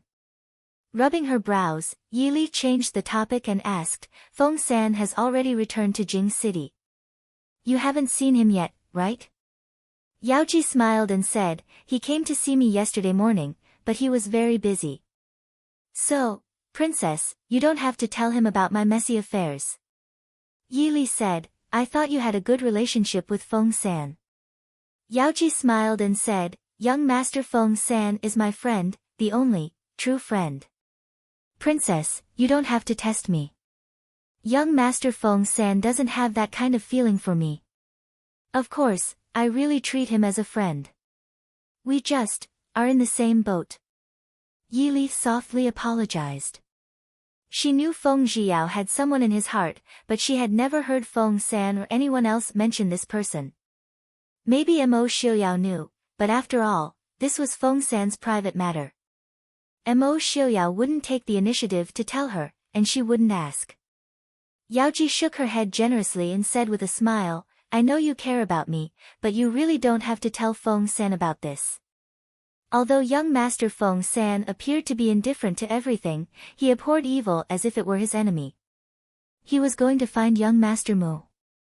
I've already told him that we've already made things clear, so the marriage between Marquis Muyang's mansion and Sun family has nothing to do with me.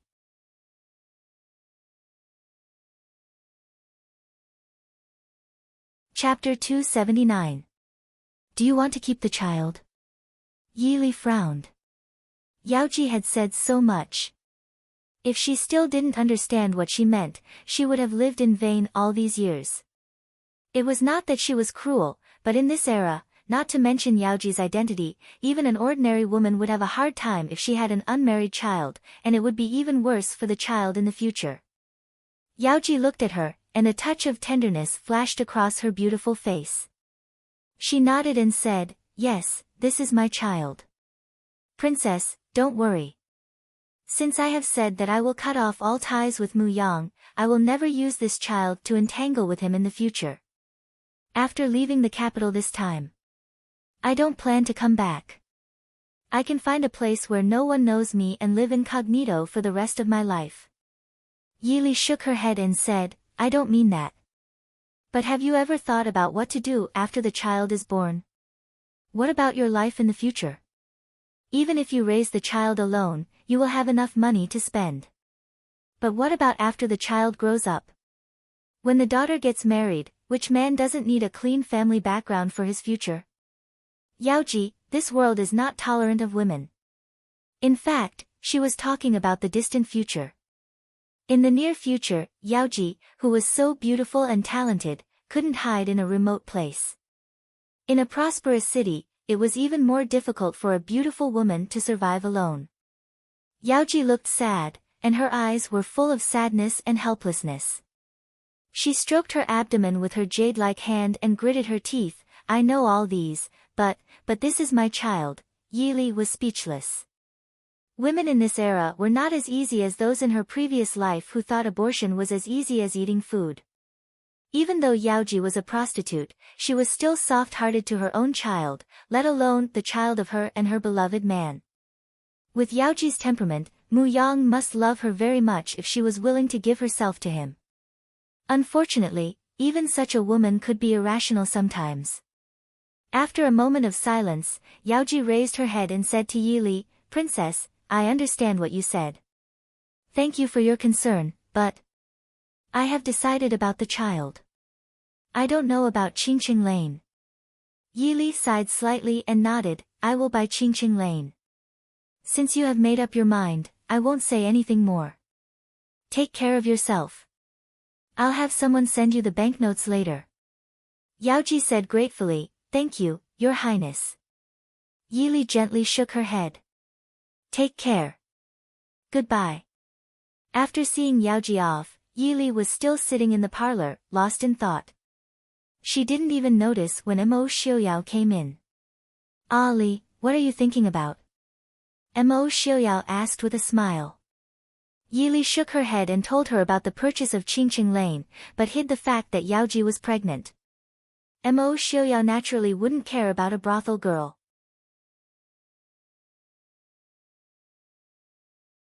As expected, 2 days later, when the Northern Tribe's envoy arrived in the capital, the results of Yelu Ye's selection were announced. In the end, Princess Ronghua was chosen for the political marriage. Princess Ronghua was obviously the most suitable one in terms of status, age, and personality.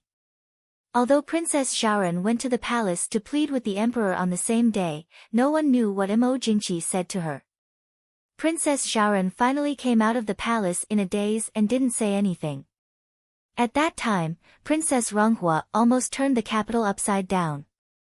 In Princess Ronghua's eyes, Yi Li, the culprit who caused her to marry into a foreign family, naturally couldn't be let off. Unfortunately, King Ding's mansion was heavily guarded. It wasn't a place that could be entered as one wished. At this time, Yi Li had already been leisurely relaxing in Great Elder Princess Shifu's courtyard outside the city. Although Great Elder Princess Shifu was more than 70 years old, she was still in high spirits, perhaps because she paid attention to her daily maintenance and her excellent temperament. Compared with a year ago, she was no different. When she saw Yi Li and Mo Xiuyao come together, she beamed with joy. Great Elder Princess's enthusiasm made Yi Li and Mo Xiuyao feel a little guilty. After Mo Xiuyao's health improved, Yi Li went out for a long time, so they didn't go out of the city to visit Great Elder Princess. On the contrary, Great Elder Princess didn't forget to send them something during the New Year and other festivals. Although it wasn't anything valuable, it was a token of Great Elder Princess's kindness and love. Great Elder Princess took Yi Li to sit in front of her. Looking at Mo Xiuyao who was standing aside, she drove him away, saying that she wanted to have a private chat with Yi Li. Mo Xiuyao had to turn around and leave, not knowing whether to laugh or cry. Seeing Mo Xiuyao leave, Great Elder Princess took Yi Li's hand and looked at her with a smile. Yi Li suddenly felt a little embarrassed. She felt that Great Elder Princess's eyes were a little creepy. Imperial Aunt.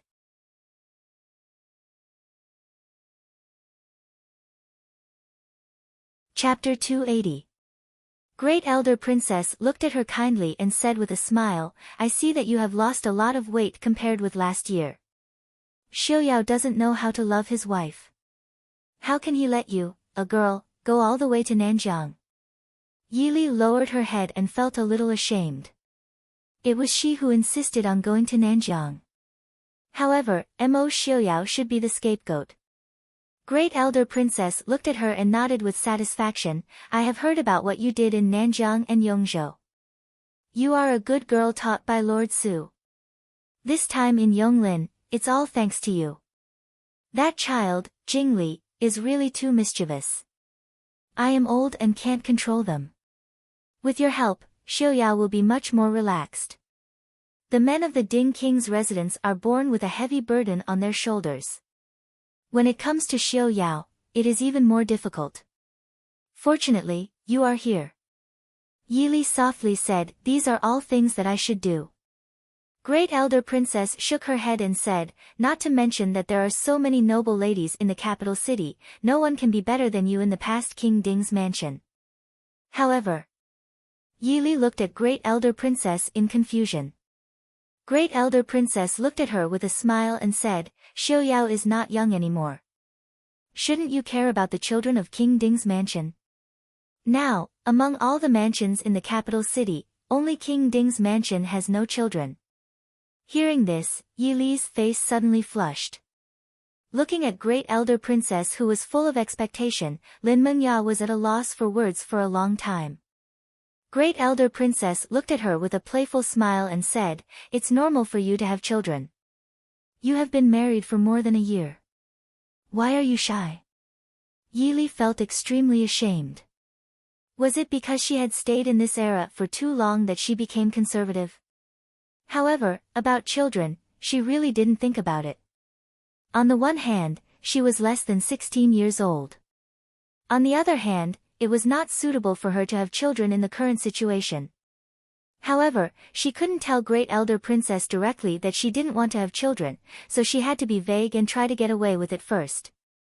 Great Elder Princess just thought that she was shy, so she let it go after a few words. Instead, he was planning to remind Mo Xiuyao when he got back. Seeing that Great Elder Princess stopped asking, Yi Li secretly breathed a sigh of relief and quickly changed the topic to talk about some interesting things in the capital city. Mo Xiuyao only stayed with Yi Li for 2 days before returning to the capital. The northern tribes' envoys had all arrived in the capital, and as the prince in charge of this political marriage, he naturally could not avoid meeting them. Except for chatting with Great Elder Princess every day, Yi Li spent the rest of her time in the deep valley under the cliff of Black Wind Mountain. Great Elder Princess knew that Yili went out every day, but she didn't ask about Yili's whereabouts. With the cover of Great Elder Princess, Yili could act more freely. After nearly half a month, when Yili appeared at the foot of the cliff again, she nodded with satisfaction when she saw a group of elites sweating on the drill ground. It was quite good that they could achieve such results in less than a month. As long as they were not in a hurry, they should have received at least 2 months of physical training before they could talk about other things. When the dusty and sweaty soldiers saw Child Chu, who was still smiling, they all worried in their hearts. They didn't know the identity of Child Chu, but they all knew the identity of Qin Feng. To be able to have Qin Feng as his personal bodyguard, this young Master Chu's identity must be extraordinary. However, this was not necessary. The important thing was that they had only met Child Chu twice, but each time they remembered him and had a deep impression on them.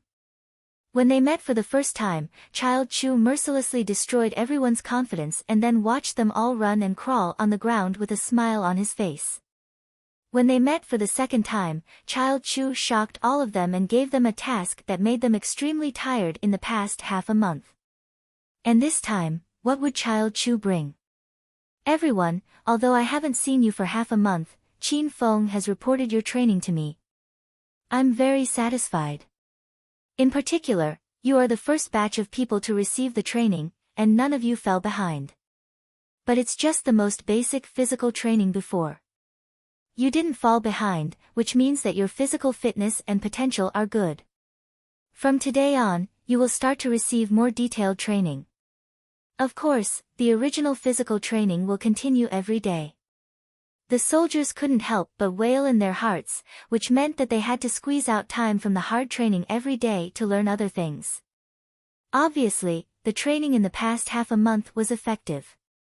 At least these soldiers from several different teams now had a very good sense of discipline. Even if they complained in their hearts, they still stood upright on the surface. Yili nodded with satisfaction in her heart and said, "Stand out when I call your name." She lowered her head and opened the file in her hand. Yili called out 7 or 8 names, and the people who were called out walked out and stood in another line. Without exception, all of these people had their own skills and were relatively knowledgeable. Yili looked at the people selected by Qin Feng and said, "You guys wait for me at a training ground 10 miles to the southeast." A few soldiers who were specially selected hesitated, and one of them stepped out and said, "Child Chu, may I ask what we are going to do? Why don't we train together?"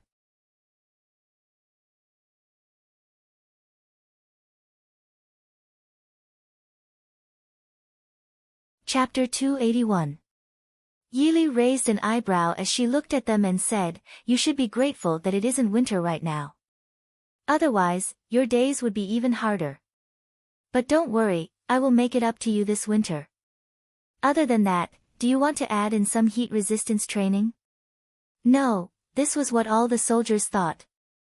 Yili was not troubled, the weather in the north isn't very useful. There probably won't be any opportunities this year. After you pass, there will be a chance to bring more comrades to the south to train next year.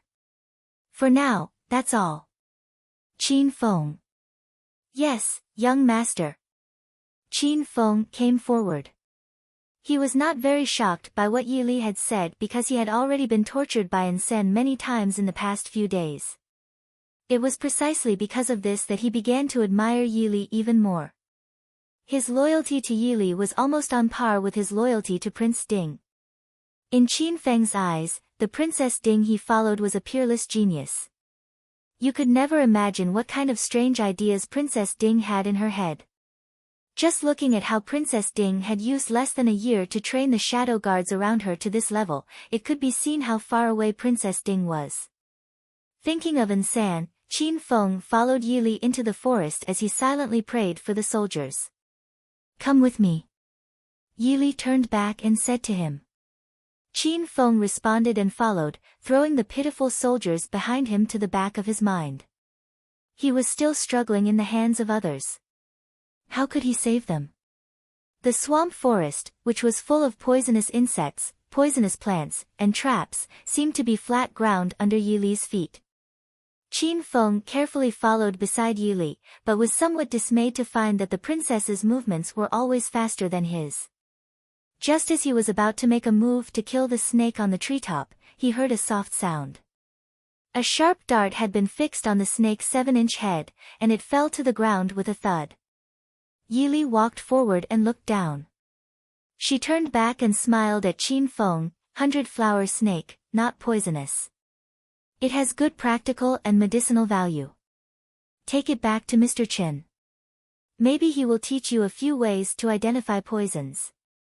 Haven't you been learning this recently? Qin Feng nodded. He walked over and carefully put away the dead snake. He asked with some shame, Wang Fei even knows all snakes. Yili replied without any guilt, I know most of the poisonous ones. I know after reading a bit more. Don't be afraid. I've looked carefully. There are only 2 kinds of poisonous snakes in this forest and they aren't very poisonous.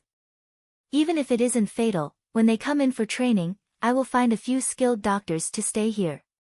Qin Feng wanted to say he wasn't afraid, but thinking about the snakes, insects, rats, and ants in this forest, he felt that the place Wang Fei had chosen was creepy.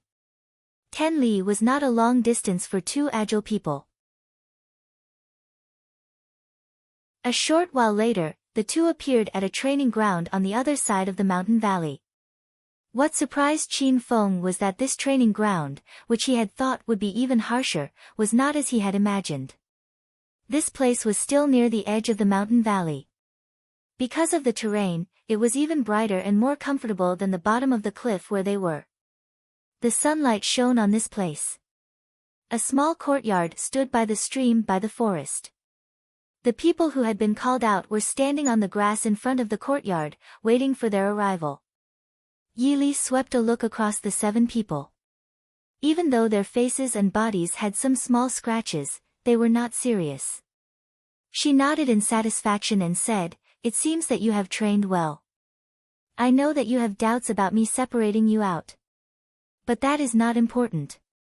The reason I did this is because your future studies will be different from theirs.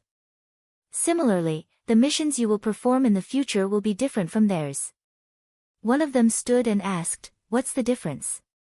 Yili said calmly, Their future missions will be small-scale fierce battles, such as sneak attacks, rescue, protection, sniping and so on. As for you guys, you may not need to fight.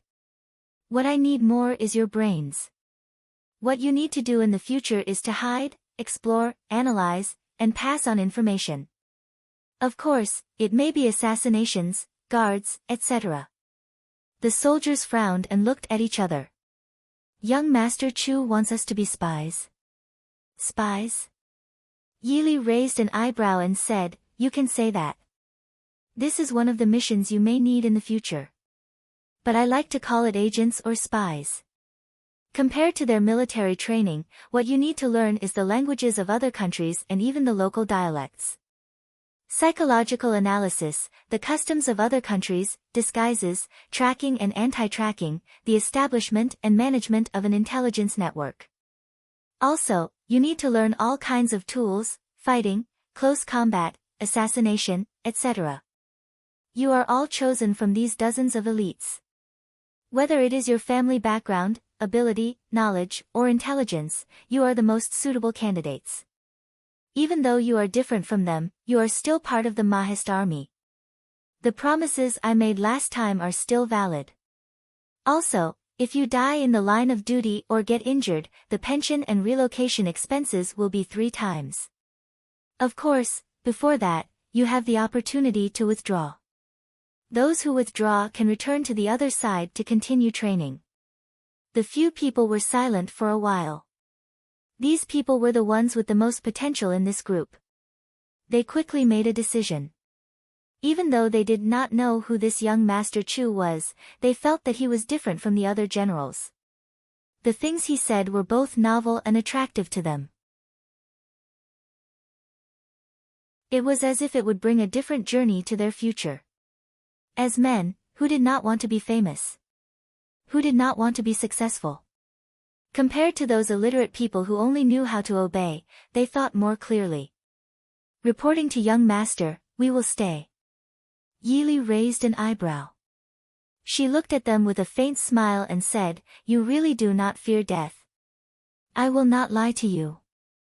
You should know that whether it is spying or training, it is a very dangerous matter.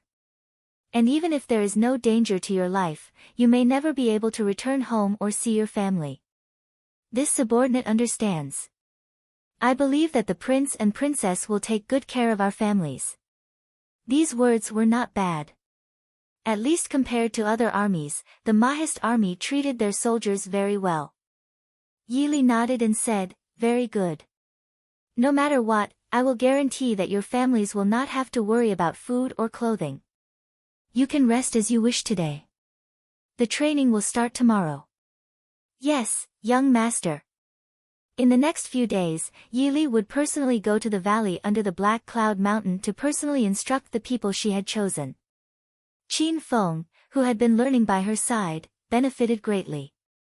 He admired Yili's abilities even more. Qin Feng could not understand. Wang Fei was clearly a young woman in her teens. How could she know so many things that people like them had never heard of before? Qin Feng thought of himself as smart, but he had to admit that if he wanted to master everything that Wang Fei taught him, he would need at least 10 or 20 years.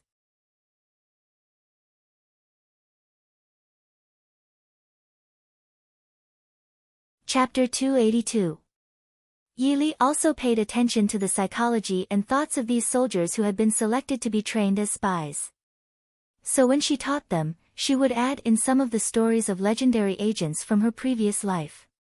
Even though she didn't mention their names, it made these smart soldiers understand the importance of the missions they would have to undertake in the future, and that as spies were not as bad as they thought. Sometimes, they could even decide the outcome of a battle. The faint regret and dissatisfaction that they might have had in their hearts was buried by the new knowledge and skills that Yili had brought. Wang Fei, do you already have a plan for this group of people? Following beside Yili, Qin Feng asked curiously as he watched Yili bend over the table and write. Yili raised her head to look at him and said, they can only be considered experiments. I don't know what kind of use they will have. Training a qualified spy was much more difficult than training 100 qualified elite soldiers, and it would take much more time. Also, I'm not very familiar with this area. Qin Feng smiled and said, this subordinate can't see that Wang Fei is unfamiliar with this area. Listening to what Wang Fei has taught these days, this subordinate feels that it is new. There are many things that I have never thought of before. I really don't understand how Wang Fei thought of them. Yili looked at him with a smile that wasn't a smile and asked, you really want to know? Qin Feng stilled and couldn't help but shrink his neck. He shook his head and said, this subordinate is just joking. The Su family had been scholars for generations. There were many famous scholars. It wasn't a big deal to have a genius like Wang Fei, right? Looking at the thick stack of files on the table, Qin Feng frowned and said, Wang Fei, if you want to train spies, why do you only choose men and not women? After all, women are less likely to attract suspicion. Yili glanced at him in exasperation and said, you think I haven't thought about it? How could it be so easy to find a suitable woman? Women don't have to be men. If it's a man, it's fine even if his appearance is mediocre, and it's less likely for people to be wary. But if it's a woman, she definitely needs to be extremely talented, beautiful and skillful. Otherwise, she won't even be able to get close to the enemy, let alone other things. Qin Feng nodded and said, Wang Fei is right. Yili said, in the future, you'll probably still be in charge of this. You should pay attention to whether there are any suitable candidates. As for the others, I will be returning to the capital in 2 days. These are all things that they still need to learn. You can take a look at them yourself. When this is over, I will ask someone else to teach them something else. I have 2 spots for admission to Lishan Academy. Once their training is over, you can pick 2 and send them over. Qin Feng was stunned. Lishan Academy was a place where many disciples of Dechu State's prestigious families could not squeeze into. These soldiers at the bottom of the military did not have good family backgrounds. No matter what Wang Fei wanted to do, it was a great grace for them to be able to study at Lishan Academy. Many thanks, Wang Fei. Yi Li waved her hand and said, there is no need to thank me. Try to choose younger ones. In addition, if they can't pass the entrance exam of Lishan Academy, it will be useless. Qin Feng said with a smile, these people's families are all educated. They are a little different from those rough men in the military. Knowing that Wang Fei is so kind, they will try their best to pass the exam. Yi Li nodded with satisfaction. When she was about to say something else, a sharp voice suddenly came from outside the door. Yi Li, get out. Qin Feng frowned unhappily and said, who is so bold to make trouble in great elder princess's yard? As soon as Yi Li heard the sharp voice, she knew who it was. She smiled and said, it's been so many days and she finally comes. It's not easy for her to make trouble. But now I'm afraid that everyone tolerates her. She can make trouble for a while if she wants. Tell someone to lead her here. Don't disturb my aunt's rest. Is it Infanta Ronghua? It's Princess Ronghua. Yi Li corrected him. Although she didn't live in the capital city, what happened in the capital city was sent to her desk on time every day. The emperor granted Infanta Ronghua the title of Princess Ronghua and her marriage to the northern tribes. These days, Princess Xiaoran's mansion was in chaos. At first, Infanta Ronghua thought that her mother and aunt could support her. When she found that her mother couldn't do anything, she began to make a scene and even went on a hunger strike. Princess Xiaoran was so anxious that her hair almost turned white. However, no matter how mischievous Infanta Ronghua was, how could she defy the emperor's order? She was forced to learn the etiquette in the palace by the female officials sent by the palace every day. Infanta Ronghua was born in the royal family. Although she was not as strict as the princesses in the palace, her etiquette was not bad and she didn't suffer much. But why did she come here to make trouble today? Hearing the noise outside, Yi Li put down her writing brush and went out. As soon as she went out, she saw Infanta Ronghua leading people in. When she saw Yi Li come out, her eyes were full of hatred and anger. Yi Li, you bitch, I'll kill you. Seeing Yi Li, Infanta Ronghua looked as if she saw the enemy of several lifetimes. She threw herself at Yi Li without any care. Yi Li frowned slightly. Qin Feng, who was behind her, stepped forward and blocked Infanta Ronghua 2 steps away from Yi Li. He said lightly, Princess, please have some self-respect. The title of princess made Infanta Ronghua's face suddenly twisted.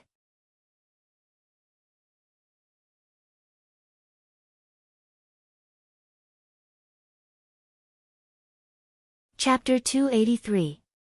In the end, Princess Ronghua obediently went into the parlor and sat down. However, her almond eyes were still glaring at Yi Li. Yi Li took a sip of tea and asked, Princess, why did you come here today? Just to vent your anger? If so, I won't fight back.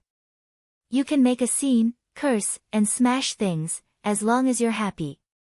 But, what's the point? Can it change the situation now? Moreover, do you really think that you're marrying the northern tribes because of me? Princess Ronghua was stunned, but soon she puffed up her cheeks and said, Of course it's because of you. Who asked you to add me? Do you dare to say that you don't want to take revenge? Yi Li raised her eyebrows and said, Take revenge? You can think of it that way, but the order was given by the emperor. I just chose the most suitable person. In the end, the one who chose you was not me. Princess Ronghua said angrily, Why didn't you cross out my name? Yi Li looked at her with some amusement and asked, Why should I cross out your name? Was she familiar with Princess Ronghua? Did they have a good relationship? I don't want to marry. The barbarians of the northern tribes are so vulgar and ugly. Looking at Princess Ronghua's proud face finally showing a trace of fear and weakness, Yi Li sighed in her heart. Who wants to marry? Princess Ronghua was stunned and couldn't speak for a long time. Yes, the northern tribes was not a good place. Who would be willing to marry a daughter of a noble family? Yi Li had no friendship with her and even had some animosity. Why would she help her cross out her name? Looking at Princess Ronghua stubbornly biting her lips and holding back her tears, Yi Li shook her head in her heart. Although she didn't like Princess Ronghua, she didn't hate her. Princess Ronghua was indeed domineering and arrogant, but at the same time, she was straightforward. At least she was easier to get along with than those women who were full of schemes. Princess, why did you come out of the city today? Did you come to beat me up to vent your anger? Do you want me to beat you up? Princess Ronghua asked. Yi Li smiled and shook her head. The porcelain cup in her hand shattered as she said indifferently, "You can't beat me." You. Princess Ronghua glared at her angrily. She felt that this woman was treating her like a monkey. Yi Li looked at her calmly and said, "The marriage cannot be changed. If Princess has the time to be angry with me, why don't you think about what to do in the future?" A trace of sadness and helplessness flashed in Princess Ronghua's eyes. She snorted and said, "What else can we do?" She was waiting to be escorted to the northern tribes. When the northern tribes and the Dechu state fall out, they will either be banished to the cold palace or used as a sacrifice. No matter how spoiled and willful she was still born into the royal family. It wasn't that she didn't know about the benefits involved, it was just that she didn't need them in the past. Yi Li's eyes flashed. She put the broken teacup back on the table and said, "Princess, if you go to the northern tribes, you will be the crown princess of the northern tribes. As long as the northern tribes and the Dechu state have not fallen out, no one will do anything to you. As long as you are smart enough, you can survive in the northern tribes. In the future, you may have a chance to return to the Dechu state." Princess Ronghua didn't believe her and snorted, "Return to the Dechu state? It's easy for you to say. When that time comes, who will remember a princess in a marriage alliance?" Yi Li frowned and thought for a while. She took out an exquisite jade pendant and handed it to Princess Ronghua. She said, "Princess, take this. In the future, if your life is in danger, the Ding Palace can save your life.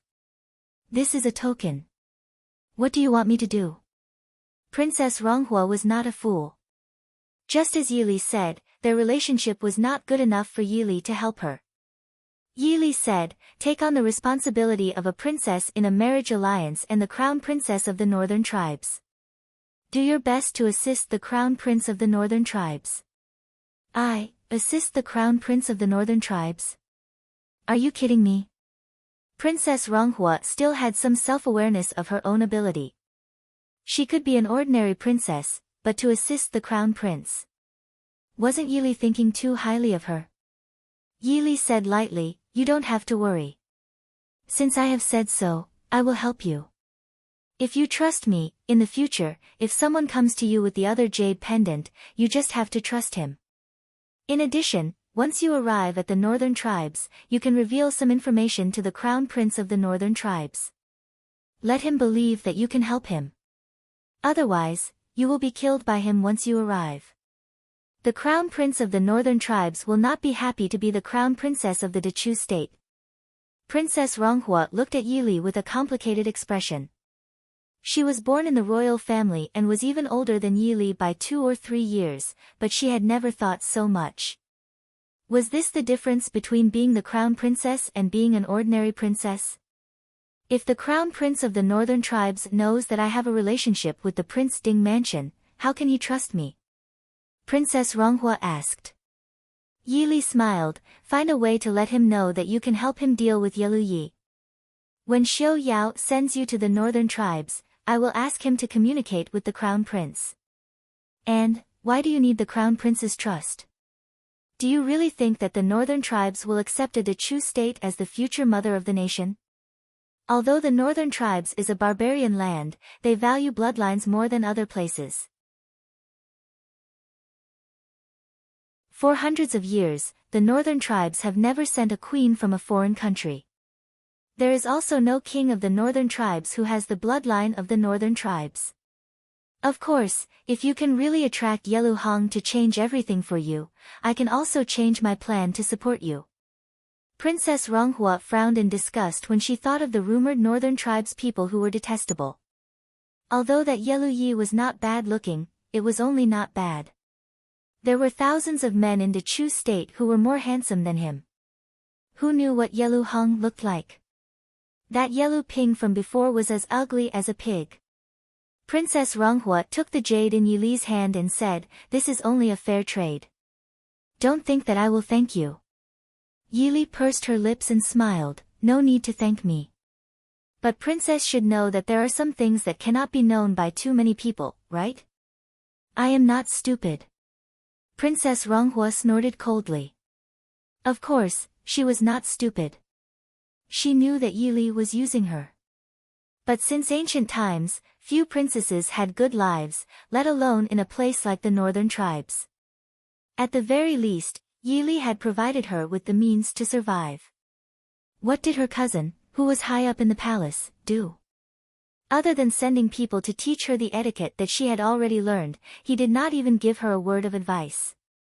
He only treated her as a flag that could be discarded at any time.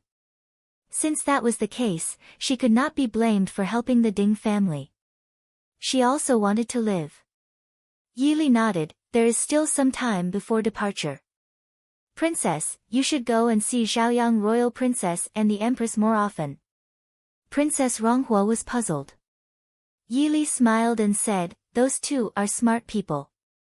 If princess sincerely asks for advice, they will teach you a lot. I don't know what Zhaoran royal princess taught you, but after so many years, you don't need to learn anymore, right?" Princess Ronghua was not angry at Yili's blatant ridicule of her mother. Instead, she thought seriously for a moment and said, "I know. I am leaving." "Right, if you have nothing else to do, you should return to the capital early. Be careful that your Prince Ding is kidnapped." After that, Princess Ronghua walked out proudly, leaving Yili alone in the flower hall. She was stunned, wondering if Princess Ronghua was joking or if she was serious about something.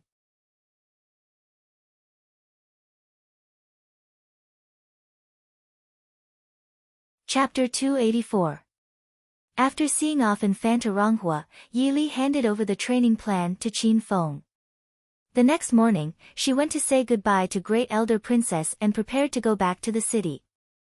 Great Elder Princess looked at Yili meaningfully and said with a smile, "It's time to go back. You are the princess consort of the Ding state. How can you accompany me, an old woman, to live outside the city? What's more, it's always inconvenient for Xiuyao without the help of a princess." Hearing Great Elder Princess's words, Yili was slightly stunned and increasingly felt that there was something in the capital that she didn't know. After saying goodbye to Great Elder Princess and going out, Yili saw Qin Feng standing at the door waiting for her. She glanced at him with a faint smile and asked, "Is there anything that I don't know about in the capital?" Qin Feng's face froze and he said with a smile, "If there is something important, who dares not to report it to you?" Yili narrowed her eyes, tilted her head and looked at him with a smile, saying, "So it's not very important? Tell me about it." Seeing Yili turn around and walk out, Qin Feng hurriedly followed her and said, "In fact, it's not a big deal. Well, a few days ago, the envoy of the northern tribes for peace marriage arrived in the capital. Prince Yelu wrote to the emperor that since the two countries are united by marriage, there should be a marriage to show the friendship between the two countries." Yili looked back at him and said lightly, "So this time, the princess of the northern tribes came and asked the prince to marry her, and she also asked the prince to marry her? What does the emperor think the king's mansion is? Why does he put all kinds of people in the mansion?" Qin Feng shrank his neck. Was the princess really jealous? The prince would be very happy if he knew it, wouldn't he? Looking at Yili's expression, Qin Feng hurriedly explained, "It's not the princess of the northern tribes. It's Helian Huimin, the adopted daughter of the winged cavalry general of the northern tribes, Helian Zhen." Yili couldn't help but twitch the corner of her mouth. Helian Zhen's goddaughter. Who didn't know that Helian Zhen and Ding King's residence had a deep hatred as deep as the ocean? And this goddaughter. It seemed that the other party was indeed very confident to dare to come to the Chu state with such an identity. Why didn't I know? Your Highness, please calm down. Qin Feng hurriedly asked for forgiveness. Yi Li glanced coolly at him. Qin Feng finally remembered that Wang Fei did not like her subordinates to say this kind of nonsense. He hurriedly explained, "This is Prince's idea.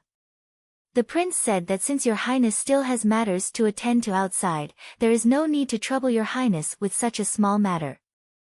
The Prince does not care about a mere northern tribeswoman." Yi Li nodded slightly to accept his explanation.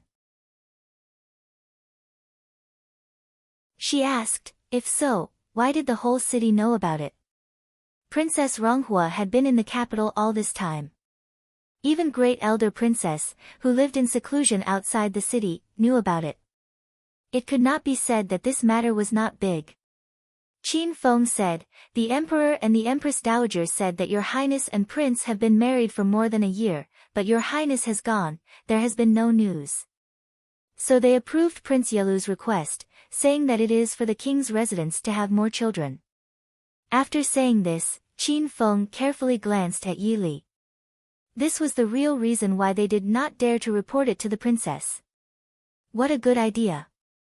Yi Li sneered, "Take a northern tribeswoman to have more children in the king's residence?" Back to the city. She did not have racial prejudice. But even if she really could not have children, the people of the Chu state and the Mahist army would not accept that the future Prince Ding had the blood of the northern tribes in his body. This was purely a political issue. Mo Jingqi had a good idea. Did he really think that the people in the world were fools? Before returning to the king's residence, Yi Li heard many rumors about Prince Ding and Helian Huimin on the way. Among them, there was no lack of rumors about Princess Ding not being pregnant after being married for more than a year, but being unwilling to take a concubine for Prince Ding and being jealous and unvirtuous. As soon as they entered the king's residence, Director Mo hurried to invite Yi Li to the main hall. Yi Li raised her eyebrows in confusion. Director Mo explained, "Prince Yelu and Miss Helian Huimin came to visit. Prince Ding is talking with them in the main hall. Since your Highness is the madam of the king's residence, you should come out to greet the guests." Yi Li looked at Director Mo with interest and smiled, "Uncle Mo, don't you have anything to say about the rumors outside?" Although those messy speculations made Yi Li unhappy, there was one thing they were right about. She was not pregnant after being married for a year, and did not have any intention of taking a concubine for Mo Xiuyao. In the eyes of the people of this era, she was indeed jealous and unvirtuous. Director Mo said calmly, "How can a subordinate have the right to criticize a master's matters? Besides, most of the rumors outside were released by Prince Ding." What does Prince Ding want to do?" Yi Li was slightly surprised. Thinking about it seriously, it made sense. In just a few days, the rumors had spread all over the capital, and were even getting more and more intense. If the Prince Ding mansion had interfered, it would not have ended up like this. It seemed that Mo Xiuyao not only did not eliminate these rumors, but also added fuel to the fire behind the scenes. Director Mo said, "Prince Ding said that when your Highness returns, you will naturally understand his intentions. Right now, your Highness." Yi Li smiled brightly and said, "Since the other person has personally come to visit, how can this consort refuse?" Just as she walked to the door of the main hall, she heard a clear young girl's voice from inside, "Prince Ding, does Huimin have the fortune to see your Highness?" Mo Xiuyao's voice was as light and gentle as usual as he said faintly, "Li went out of the city to visit Imperial Aunt. I'm afraid that she has no fate to meet Miss Helian." Prince Ding is joking. How could there be no fate? When Huimin marries into Ding King Fu, you and your Highness will be sisters. There will naturally be a time to meet. Yelu Yi laughed loudly, "Huimin, you don't need to be anxious. Princess Ding is gentle and elegant, and is the role model for women in Dechu State. She definitely won't make things difficult for you. Older cousin, you are right. Huimin has long admired your Highness' reputation. Huimin was impatient and caused your highness to laugh. Hellion Huimin laughed crisply.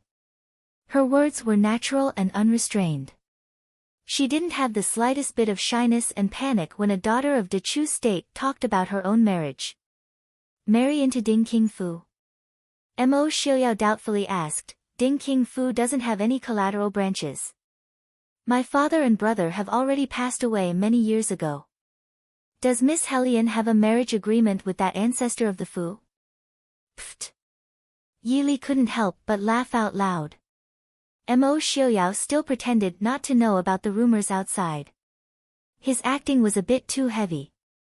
Lightly coughing, only then did Yi Li walk into the hall. When Mo Xiuyao saw Yi Li, he was obviously very happy. He personally got up and held Yi Li's hand as he smiled and said, Miss Li, you finally came back. Has your anger subsided and you're no longer angry with your husband? Yi Li faintly smiled and said, Does Prince feel that he did something wrong? She secretly stretched out her hand and fiercely pinched Mo Xiuyao. Yelu Yi, whose back was facing Hellion Huimin, signaled with his eyes, What the hell are you doing? The strength of Yi Li's pinch was definitely not light. Mo Xiuyao's body stiffened and his face fell as he said, Is Miss Li still angry?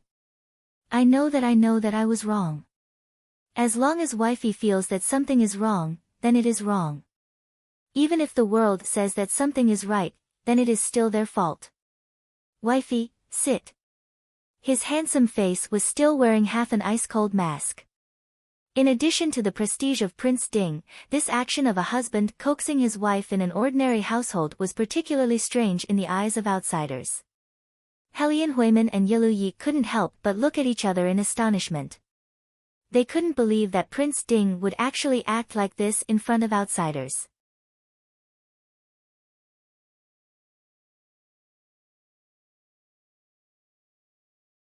Chapter 285. Yelu Yi raised his eyebrows with interest and smiled at Yi Li. Wang Fei, long time no see. Wang Fei's elegance is still the same. Yi Li smiled and nodded. Prince Yelu is also not to be outdone. This young lady is. Without waiting for Yelu Yi to introduce her, Hellion Huimin stood up and performed the Dechu state's curtsy to Yi Li, smiling. Little sister Hellion Huimin greets Wang Fei Jiejie. Yi Li slightly frowned and leaned to the side to avoid this curtsy, smiling, Miss Hellion can call me Wang Fei. Speaking of which, Miss Hellion should be older than me by a few years. I can't afford to be called Jiejie. Yi Li finally saw Hellion Huimin's appearance clearly. Because she was born from the northern tribes, Hellion Huimin was much taller than the Dechu state's women. However, her figure was exquisite, without the slightest hint of the sturdiness of the northern tribes' women. On the contrary, her facial features were quite delicate, with a bit of the Dechu state's beauty. Only, she was dressed in the pink of the northern tribes' aristocratic attire. The smile on her face added a bit of valiance and formidableness. On the contrary, she was somewhat similar to Murong Ting. However, with a glance, Yi Li understood that this Hellion Huimin was completely different from the unscheming Murong Ting. On the outside, the straightforward and bright appearance was only a disguise. Just by that pair of charming eyes that had been focused on her face, Yi Li knew that this unscheming appearance was only a cover-up in a situation where she still didn't know her background. Hearing Yi Li's words, Hellion Huimin was slightly surprised, but quickly reacted with a smile. Wang Fei Jiejie may not know, but Huimin has already received the Dechu state's emperor's decree to marry into the Ding king's household in a few days. Although I don't know the rules of the Dechu state, in our northern tribes, the first to enter the door is the eldest. Therefore, it is only right for me to call you Jiejie. Yi Li was silent for a moment. She turned her head to look at Mo Xiuyao and said, Prince, congratulations Prince, the Emperor has personally bestowed upon you a beauty. Is Prince happy? Mo Xiuyao hurriedly shook his head, Wife, you've misunderstood. I have never received any marriage decree. Just a moment ago, I was still pondering whether or not Miss Hellion had an engagement with royal father or royal brother. As such, even though imperial father and imperial brother had passed away for a long time, the Ding palace could still afford a ghost marriage. However, he would have to trouble his wife. I wonder, is Miss Hellion I's concubine mother consort or little princess sister-in-law? When these words came out, even someone as calm as Yelu Yi couldn't help but have a distorted expression. Although northern tribes women didn't care about trifles, Hellion Huimin couldn't help but have an ugly expression on her face when she was teased by her own fiancé.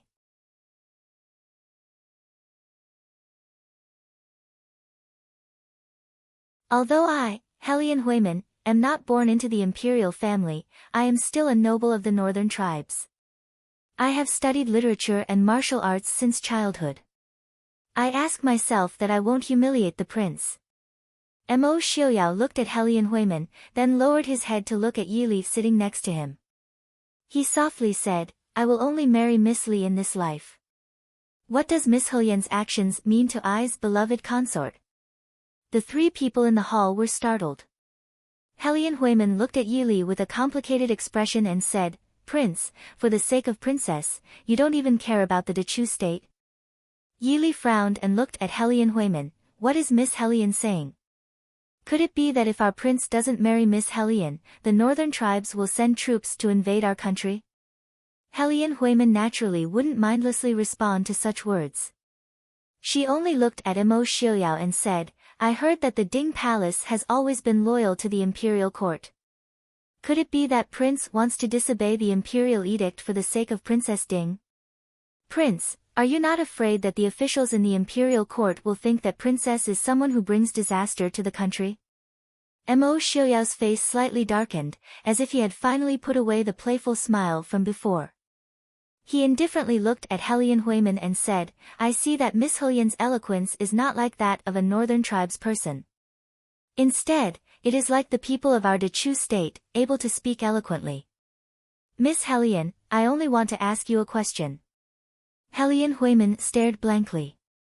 Even though she didn't understand why Prince Ding, who had always been gentle no matter what she said 2 days ago, would suddenly become angry, she still nodded and said, Prince, please ask. At the side, Yelu Yi frowned and somewhat vigilantly stared at Mo Xiaoyao. He felt that whatever he said wouldn't be anything good.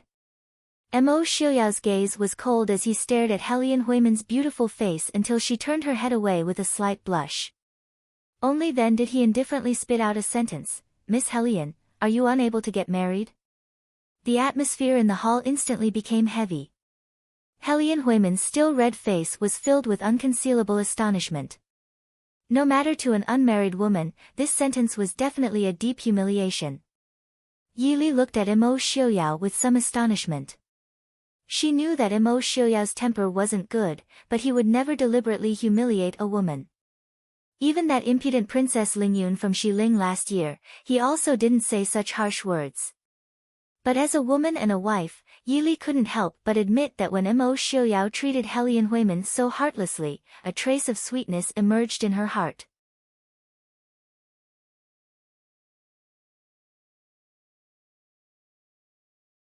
Chapter 286. Prince Ding, you've gone too far. Yelu Ye's face darkened as he stared at Mo Xiaoyao. Mo Xiaoyao glanced at him and smiled faintly. Where did Prince Yelu's words come from?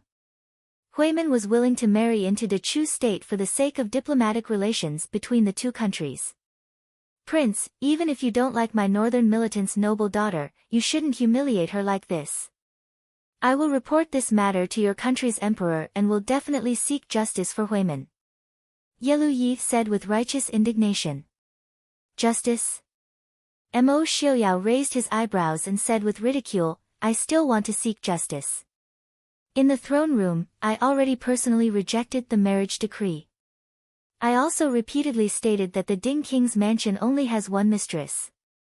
Prince Yelu and this Miss Helian have repeatedly come to disturb us, even slandering and driving a wedge between us in front of I's beloved wife. Could it be that Prince Yelu doesn't know how important the mistress of the Ding King's mansion is? If Miss Li and I become hostile because of this, who can I find to reason with? If it was a woman from Dechu state, she would naturally retreat after being implicitly rejected. However, not only have you two visited every day, you've also spread rumors everywhere to ruin Miss Li's reputation. I can't help but suspect that Miss Hellion was forced to marry into the northern militant's mansion because she couldn't get married. The Ding King's mansion only has one mistress. If Miss Hellion insists on staying, it wouldn't be a problem for her to be a rough cleaning maid. Miss Hellion can't be a first-class maid. The worst of the Prince Ding mansion's first-class maids are all educated and courteous pure girls. Prince Ding, you. Hellion Huimin seemed to have recovered from the blow just now. Hearing Mo Xiuyao's words, she was so angry that her face flushed red. Even her pair of beautiful eyes were rolling with sparkling and translucent tears. However, she didn't retreat or cry because of this. Instead, she turned her face to Yili. Since Princess Consort received Prince Ding's favor, don't tell me you don't want to say something? Or will Princess Consort only hide behind Prince Ding and enjoy the fruits of others' labor? Yili sighed in her heart. This girl really wasn't simple. If a normal girl was humiliated so brazenly by a man like this, even if she didn't immediately run away in tears, she would have sobbed. But this Miss Hellion not only wasn't defeated, she actually still had the strength to retaliate. Blinking her eyes, Yili smiled innocently. Miss Hellion, isn't it natural for a man to protect a woman? With His Highness around, this consort naturally doesn't need to worry. This Fae and His Highness are in love with each other and do not want anyone else to come between us. Asking Miss Hellion to help us. It's common sense for a man to have 3 wives and 4 concubines. Your De Chu state also requires women to be virtuous and virtuous. Princess Consort, aren't you afraid of being criticized by others for saying such words? Yeluyi asked. Yili smiled. Our De Chu state requires women to understand etiquette, justice, integrity and shame. A woman who takes the initiative to ask for marriage is absolutely not acceptable. What's more, this consort doesn't like Prince Ding taking concubines. Whoever wants to criticize, just criticize. Hellion Huimin clearly didn't expect that Yili wasn't the slightest bit different from other women in De Chu state. Unexpectedly, she was so difficult to deal with on this issue. She gritted her teeth and said, isn't Princess Consort afraid that the Emperor will blame the Ding King Fu? Blame? Yili's elegant brows slightly knitted. Just when others thought she was about to waver, she lightly bit her teeth and said, in a moment, this consort will enter the palace to ask for forgiveness. Miss Hellion, no, anyone who wants to marry into the Ding King Fu is fine. This consort will slit her throat with a sword and give up the position of Princess Consort. At that time, Prince Ding can marry whoever he wants. Finished speaking, she raised her head to look at Mo Xiuyao and asked, Prince, what do you say? Mo Xiuyao's originally malicious expression instantly faded. He didn't care that there were still 2 outsiders in front of him. He pulled Yili into his embrace and said with a smile, beloved consort, you mustn't. If beloved consort is hurt in the slightest, I will feel the same way. At that time, I can only crush those bastards who hurt beloved consort to eliminate the hatred in my heart. Yili nodded her head in satisfaction. She turned her head to look at Hellion Huimin and said, Miss Hellion, you've seen it. Even if this consort dies, Prince Ding will not marry you. Hellion Huimin still wanted to say something but was stopped by Yeluyi. Yeluyi stood up and said, since it's like this, I'll have to disturb Prince and Princess Consort today. This one will take his leave first. I won't see you out. Mo Xiuyao said indifferently. After sending off the 2 eyesores, Yili turned her head to size up Mo Xiuyao. She said with a smile that wasn't a smile, to have such a beauty's favor, Prince Ding's luck with women is really not shallow. Mo Xiuyao looked at her helplessly, only Miss Li is a beauty. This is trouble that came out of nowhere. Yili frowned and said, why didn't the northern tribes mention this so-called political marriage before?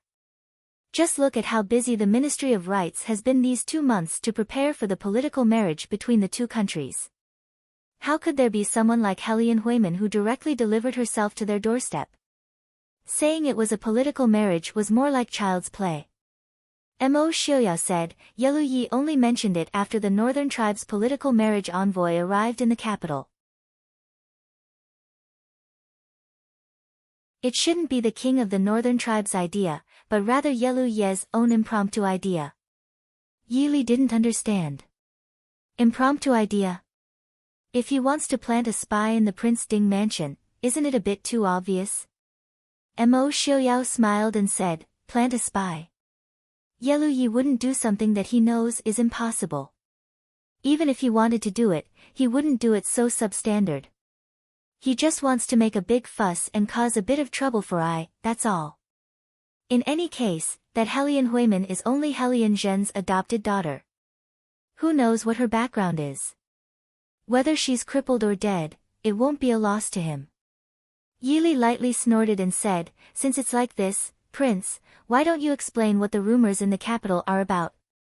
Mo Xiuyao smiled and said, are you talking about the rumors that Li is unvirtuous? I had people spread those rumors. So Prince has been dissatisfied with me for a long time. Yi Li glanced at him and said lightly.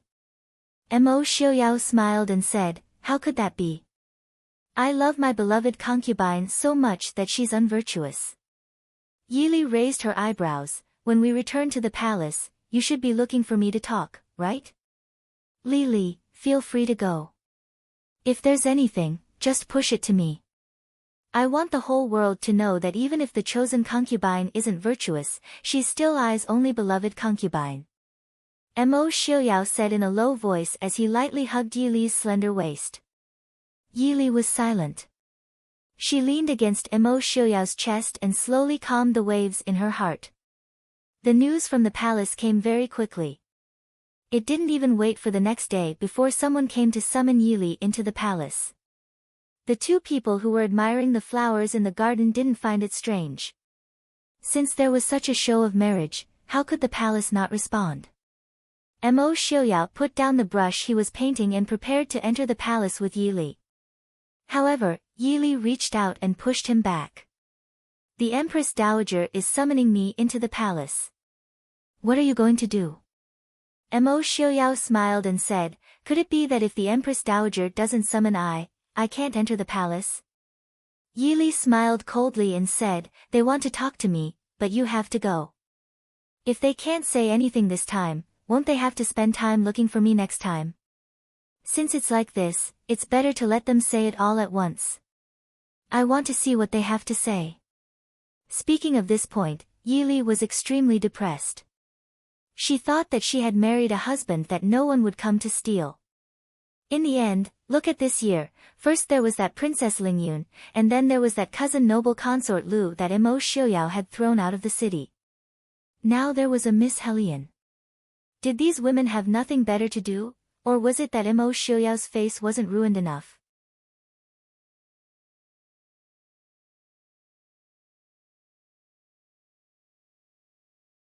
Chapter 287.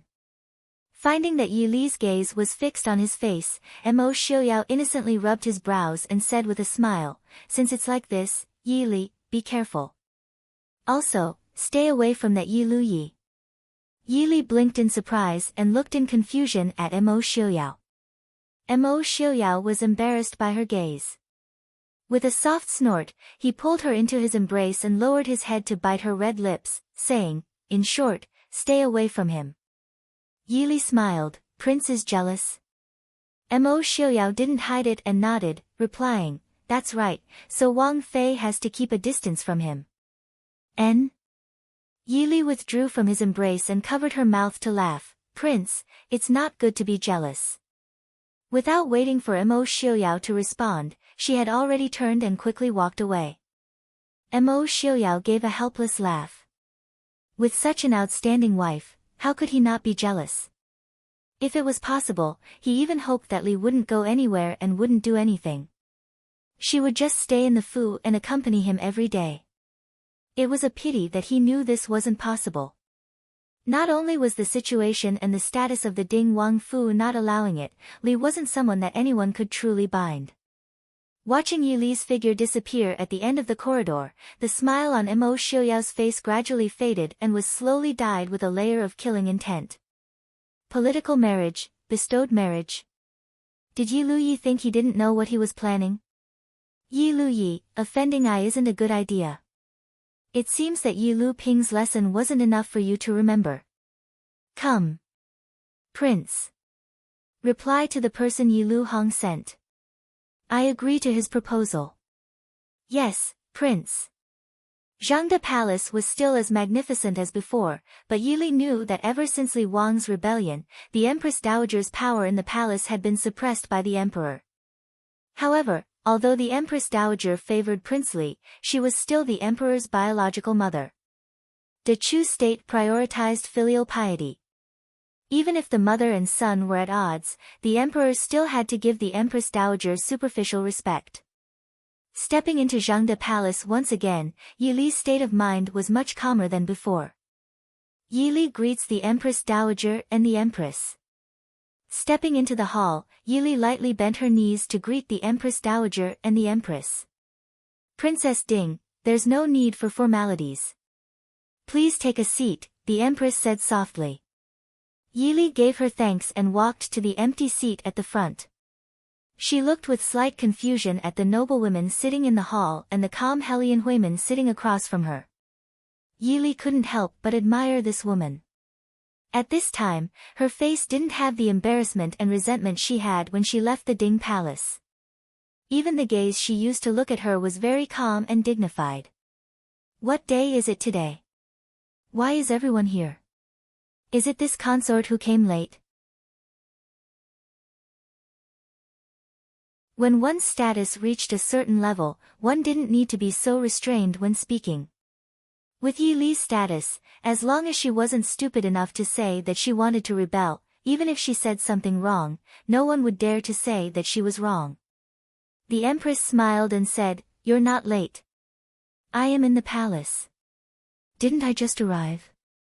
The Northern Tribe's envoy sent some Northern Tribe specialties to Muhu. Muhu wanted to invite everyone to try it. It's just that you haven't been in the capital all the time. Muhu just came back today, so Muhu ordered us to gather at Zhengde Palace.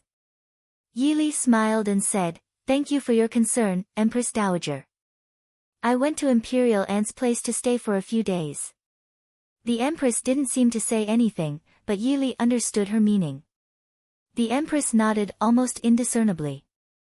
She smiled slightly and turned her head to talk to the concubines beside her. The Empress Dowager smiled faintly and said, "You usually don't like to enter the palace. I have to take this opportunity to invite you to come in and gather with everyone. How is Great Elder Princess? Imperial Aunt is in good health." Empress Dowager, thank you for your concern. Yi Li smiled faintly and thanked her. A warm gaze fell on Yi Li. Yi Li smiled faintly and gave Madame Su, who was worried about her, a comforting smile. However, she sneered in her heart. These people had a good plan. Did they think that she would agree to their request because of her status? She calmly withdrew her gaze. Yi Li looked up and saw another gaze falling on her. Different from Madame Su's worried gaze, this gaze was extremely complicated and resentful. Without looking, she knew that it was noble consort Lu, who was sitting on the other side of the Empress Dowager. These days, not only the Empress Dowager became haggard and older, but also noble consort Lu changed a lot. There seemed to be something else in her original indifference, which made the woman, who was as cold as a pear blossom, a little unpredictable. Yi Li nodded slightly to her, but she just pretended not to see it and just stared at Yi Li. Her gaze made Yi Li a little uncomfortable and she frowned. "Princess Ding, Miss Helian will be a member of King Ding's mansion from now on." Miss Helian came from the Northern Tribes. "Princess Ding, you should treat her well." As expected, the Empress Dowager said with a smile before she sat down and said a few words with others. That look and that tone was so natural that it was as if the matter of Prince Ding rejecting the marriage did not happen at all. Yi Li didn't plan to be polite. She didn't want to help Mo Xiuyao send away the concubines who sent themselves to his door. Putting down the teacup in her hand, Yi Li blinked and asked doubtfully, "Miss Helian? Is the Empress Dowager saying that Miss Helian agreed to be a cleaning maid in King Ding's mansion?" Don't worry, the Prince Ding mansion never bullies the servants.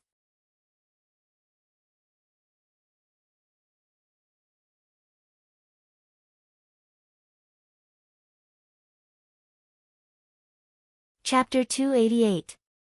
Princess Ding, what did you say? The Empress Dowager frowned and stared at Yi Li unhappily. In fact, the Empress Dowager now did not want to have any involvement with the Ding Palace. When her youngest son did not even give her a greeting and started a rebellion, causing her to fall into a dilemma, she understood that this son was unreliable. As a woman in the palace, without a son to rely on, even if she had the ability to overturn the heavens, it would be a waste. Although her power had been taken away, the Empress had always been respectful to her, so she only wanted to enjoy her old age in the palace. Unfortunately, even if she wanted to retreat, her Emperor's son did not want her to. So after Mo Jingqi was rebuffed by Mo Xiuyao, he pulled her out, hoping to start with Ding Wangfei. The Empress Dowager was now an outsider and could see more clearly. She naturally understood that this Princess Ding was not someone who could be led by the nose. Although she did not want to offend Yi Li, she had no choice now and could no longer stay out of the matter. Yi Li smiled and glanced at Madame Su, who was not far away. She turned back to look at the Empress Dowager, her voice clear and firm. Empress Dowager, the Ding family has no plans to hold a wedding. In fact, as long as I am still Princess Ding, the prince will not marry any concubines. The hall was in an uproar. Ding Princess, how dare you?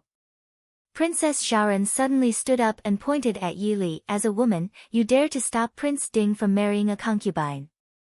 You have no virtue as a woman.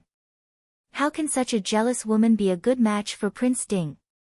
Princess Xiaoran's only beloved daughter was sent to the northern tribes for a political marriage. Her heart was filled with anger, and she was usually dissatisfied with Yi Li. Naturally, she was the first to stand up and make things difficult for her. Yi Li lazily glanced at Princess Xiaoran. It seemed that Princess Xiaoran disliked her from the start. No, it should be said that Princess Xiaoran disliked Mo Xiuyao, so she disliked her as well. Normally, Yi Li wouldn't mind if she gave in, but today's matter wasn't something she could let go of. Therefore, Yi Li did not plan on apologizing to her. With a faint smile, Yi Li said, "Eldest princess should be careful with your words. Our family's prince is not willing to take a concubine. As a wife, this consort naturally has to follow her husband's lead. Could it be that I need an outsider to force the prince? Since Princess Royal speaks of womanly virtues, do you know that a married woman should obey her husband?" Princess Xiao Ren's face alternated between green and white. Who in the capital didn't know that Princess Xiao Ren couldn't give birth to a son and that she controlled the prince consort and prohibited him from getting close to the concubines? That was why the prince consort didn't have a son even though he was 40 years old this year. Fortunately, the prince consort was only the second son of the first wife. If it was the eldest grandson, even the eldest princess would not be able to suppress the dissatisfaction of the aristocratic families. At this moment, the words of virtue coming out of her mouth sounded a bit sarcastic. Princess Xiaoran gave a snort with a calm face and said, "Even if it's like this, as the Ding King's princess, you should think of the Prince Ding Mansion's children and help the King's mansion spread its branches. Even if the prince was confused and refused to take a concubine, as the princess, if you don't know how to persuade him, you can't be called virtuous." Yi Li looked up and said with a faint smile, "When did this consort say that I could be called virtuous? If being a virtuous consort means finding a beautiful concubine for my husband when I have nothing to do, then I'm sorry, this consort is not virtuous and does not plan on being virtuous." You. Princess Xiaoran was so angry that she couldn't think straight. She pointed at Yi Li with a trembling finger and couldn't say anything for a while. Yi Li did not avoid it and raised her brows at her with a smile. The empress in the hall saw that the eldest princess was about to faint from anger and a trace of a smile appeared in her eyes. She said, "All right, if you have something to say, just say it. Eldest princess, don't be angry. Princess Ding, the elders have taught you not to be rude." Yi nodded and respectfully said, "The matter of the Empress's teachings, Yi will definitely remember the elder's teachings and follow the eldest princess' example. I won't dare to disobey." The Empress Dowager frowned and lightly coughed. She looked at Yi and said, "Princess Ding, this time, the Emperor bestowing Miss Helian's marriage is both a family matter and a national matter. Princess Ding should prioritize national matters and cannot be willful." Yi heart couldn't help but be angry. What was going on with these people? If it was the men themselves who were unfaithful, then it would be fine. These women were also unwilling to stop stuffing women into other people's food. They were clearly forcing the men to be unfaithful. They themselves liked virtuous women. She didn't love them. Did they have to drag her along? Yi stood up and coldly said, "The Empress Dowager is joking. How can a marriage between two countries be so careless?" At the time of the marriage, the king of the northern tribes never mentioned sending people to marry with the Ding royal family. If it really is a national matter, then where is the letter of credence for the northern tribes' marriage? If there isn't a letter of credence, then is it a private decision made by some people? What kind of place does the Empress Dowager think the Ding royal family is? Is it a place where anyone can enter as they wish? If Miss Helian wants to enter the Ding royal family, you can.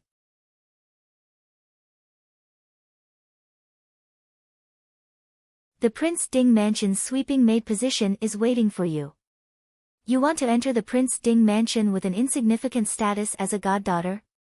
Miss Helian, first give me a clear status before speaking to the imperial consort. Helian Huimin stood up, her elegant face full of anger. "Even if you are the Ding royal consort, this lady is still a noble lady of the northern tribes. How can I allow you to wantonly humiliate me?" "Noble lady of the northern tribes?" Yi disdainfully raised her eyebrows. "The imperial consort, I still haven't heard that the noble lady's identity is so-and-so's goddaughter. A noble lady who can't even reveal the background of her biological parents?" Everyone present understood the meaning behind Yi's words. In the Dechu state, even if the status of a godfather was much higher than one's biological parents, when speaking to others, one must first mention one's biological parents. At most, one would add the phrase "so-and-so's goddaughter" at the end. However, Helian Huimin completely didn't mention the identity of her biological parents. This could only prove that the status of Helian Huimin's parents wasn't as simple as being ordinary. It should be extremely low. Thinking about some of the customs of the northern tribes, there weren't many nobles of the northern tribes who looked as dignified as Yelu Yi. Most of the nobles of the northern tribes didn't look good in the eyes of the Dechu state's aesthetic standards. On the contrary, those who looked good in the northern tribes were mostly slaves. In other words, those who were sold or captured from other countries to the northern tribes. Among them, many were the descendants of the Dechu state's people. Thus, Helian Huimin didn't even mention the identity of her biological parents. It couldn't help but make people suspect that she was the descendant of the slaves of the northern tribes. If that was really the case, even if the Ding king's household really married her as a concubine, it would be a huge joke. The noblewomen's gazes towards Helian Huimin couldn't help but become subtle. In that subtle gaze, there was an additional bit of disgust and contempt. The status of the slaves of the northern tribes and the servants of the Dechu state were even lower. Not only were they killed at will, but they also specialized in doing some rough work that normal people weren't willing to do. Furthermore, there was no such thing as moonlighting. Many female slaves were also played with and abused by their masters. Helian Huimin was also an extremely intelligent person. How could she not notice the changes in the gazes of the people present? She looked at Yi with even more resentment in her eyes. The Empress Dowager hesitantly looked at Helian Huimin. She also didn't know what Helian Huimin's true identity was. If that was really the case, if Helian Huimin's true identity was spread out, it would only cause the entire court to be dissatisfied with the emperor's decree for the marriage. It would even cause the military to think that the emperor was purposely trying to humiliate the Ding king's household. "Princess consort, I'm afraid you've filtered it out. Since the northern tribes and our Dechu state are on good terms, they naturally wouldn't not understand our Dechu state's customs. The girl sent over for the marriage naturally has a noble status. Presumably, Miss Helian's parents died when she was young and she grew up in the general Helian household, so she's used to it.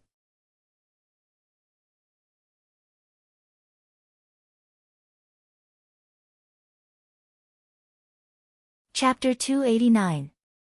Yili originally didn't intend to bite Helian Huiman's identity to death. If Helian Huiman's background was really unbearable, it wouldn't be good for the Ding Palace if it was spread out. Standing up, Yili glanced at Helian Huiman and raised her head to look directly at the Empress Dowager. Empress Dowager, this consort will say it clearly here. Unless the prince personally agrees to take a secondary consort, this consort will not agree to let anyone enter. The Empress Dowager was secretly annoyed. If Prince Ding's side could do it, why would they need to find Princess Ding to talk so much nonsense? Princess Ding, the Emperor's imperial edict has already been issued. Don't you know what an imperial order is? Don't tell me you still want the Emperor to go back on his words. Yili smiled and raised her head, then there is only one way. Asking the Emperor and Empress Dowager to issue an edict to kill this consort. Without this consort, the position of Wang Fei will be empty. The prince can naturally take a secondary consort. At that time, this consort won't be able to control who the prince marries. Princess Ding. The Empress Dowager was furious. Yi Li's expression was solemn and didn't change. The Empress Dowager angrily sneered, "What if I must let Miss Helian enter?" A faint smile flitted across Yi Li's face and a cold light appeared in her hand, then the Empress Dowager wouldn't mind the Ding Palace's wedding and funeral being held together. This consort guarantees that the funeral will be more lively than the wedding.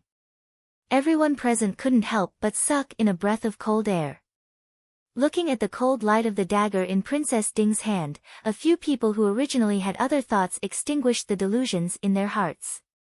Even if it was a concubine's daughter who wasn't well liked, marrying into a family with a slightly inferior background would still be of some help to the family. If she married into the Ding Palace, not only would she offend Princess Ding, she would also have sinned for no reason. Looking at the woman who still had a gentle smile in front of them, they didn't dare to doubt that she was just joking. Yi Li smiled and swept her gaze across everyone. Her gaze stopped on Helian Huiman and smiled, "How is it? Does Miss Helian still insist on entering the Prince Ding mansion?" Helian Huiman took a deep breath and looked at Yi Li, unwilling to admit defeat. "Princess Consort wants to kill me, but I'm afraid you don't have the ability. Do you think a mere dagger can scare me? Which daughter of the northern tribes did not grow up wielding swords and knives on horseback?" Although Helian Huiman's family background was a bit low, she had been adopted by Helian Zhen since she was a child. Naturally, her martial arts were not weak. With a flip of his hand, he also pulled out his scimitar from its jeweled scabbard and pointed it at Yi Li.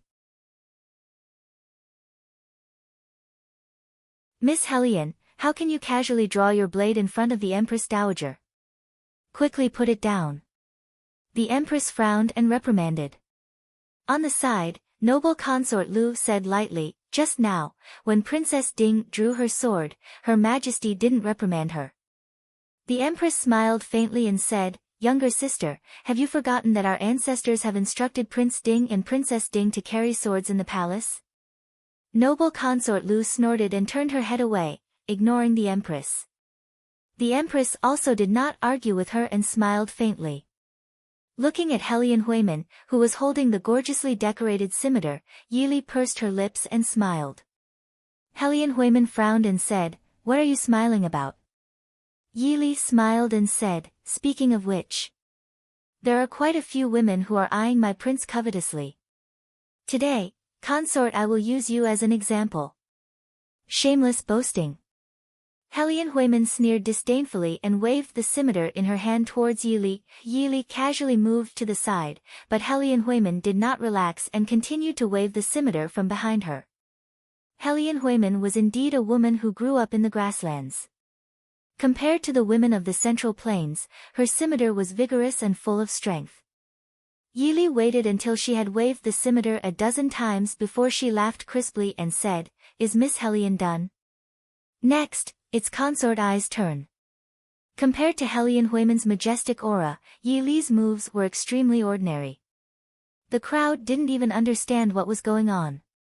They only saw Yi Li already closing in on Hellion Huiman, one hand grabbing Hellion Huiman's retreating hand, and with a kick, kicking away Hellion Huiman's kick. Her other hand flashed a cold light and mercilessly stabbed towards Hellion Huiman's chest. "Princess Ding, have mercy!" The Empress Dowager and the Empress shouted in unison. Hellion Huiman found that she could not break free from Yi Li's grip and could only close her eyes and wait for death. She was not reconciled. She believed that her martial arts were the best among the women of the northern tribes, but she had lost to a woman from the Dachu state. She did not even have time to see her moves clearly, but this was not important. Even if she was not reconciled to her loss, what awaited her was death. After waiting for a while, the expected pain did not come. Hellion Huiman opened her eyes in confusion and saw that Yi Li had unceremoniously pushed her to the side and calmly put away the scimitar in her hand. Hellion Huiman had walked through the gates of hell, but she was still somewhat in a daze. She could feel that Princess Ding did not just want to scare her. That murderous aura that hit her in the face was enough for her to clearly understand that she had just narrowly escaped with her life. After receiving such a blow, Hellion Huiman could not say anything for a while. She could only stand in the hall in a daze. The Empress Dowager's face was green with anger. She stood up and said, "Princess Ding, you have big guts. Forget it. Ijia is old, I can't manage these things. Empress, I'll leave the rest to you. Ijia will go back first." After speaking, the Empress Dowager rubbed her chest and called for the palace maids beside her to help her leave. The Empress Dowager gave up and the Empress could only bitterly smile. Noble Consort Lu looked at the Empress and asked, "Empress, how should we deal with this?" The Empress smiled and said, "Naturally, we will report to the Emperor and then make a decision. But after today, I think this matter will not be difficult to solve. Younger sister, don't you think so?" If Hellion Huiman still dared to want to marry into the Ding Prince's mansion, then she could only admire her. Noble Consort Lu lowered her head to look at Yi Li, who was below His Highness. Her eyes were more complex and deep. The Empress ignored her and only smiled and said, "I still like Princess Ding's temperament. She doesn't make a sound, but she amazes everyone with a single brilliant feat. She handles things cleanly and efficiently. Presumably, those who want to marry their daughters into the Prince Ding mansion will have to think twice." Facing Yi Li, who was below His Highness, she smiled faintly. Her eyes were filled with envy and admiration. Yi Li, who was under everyone's gaze, played with the sharp blade in her hand without care. Since this kind of matter could not be settled, then it would be settled cleanly once and for all. When they left Zhangde Palace, the noble ladies looked at Yi Li with a strange expression. There was envy, jealousy, fear, and schadenfreude in their eyes. Not to mention that the Dachu state had been founded for more than 100 years, even in the past several thousand years, there was no woman who dared to draw a blade in front of the Empress Dowager and Empress and say that she would kill all the women who wanted to be her husband's concubine. This boldness and courage naturally made these noble women who had to endure groups of concubines at home envious and jealous. At the same time, everyone knew that being chosen as the king's consort meant that she was destined to bear the infamy of being a jealous woman. Yi Li had just stepped out of the hall when Su Furen was already waiting outside. Yi Li smiled faintly and greeted her, "Aunt." Su Furen looked at her and sighed. She shook her head and said, "You girl." Yi Li lowered her head and smiled, "Li has embarrassed Aunt."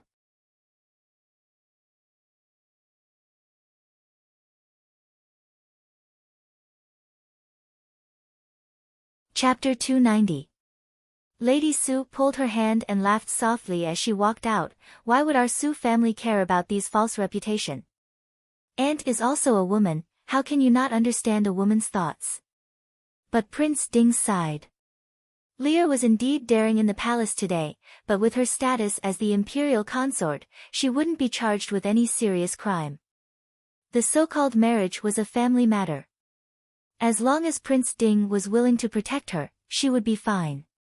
But if Prince Ding was dissatisfied with her actions today, then Lear's future days would not be easy. Yili blinked and looked at Lady Su's worried eyes. She hugged Lady Su's arm and intimately leaned on her with a smile. Aunt, don't worry. I'll be fine.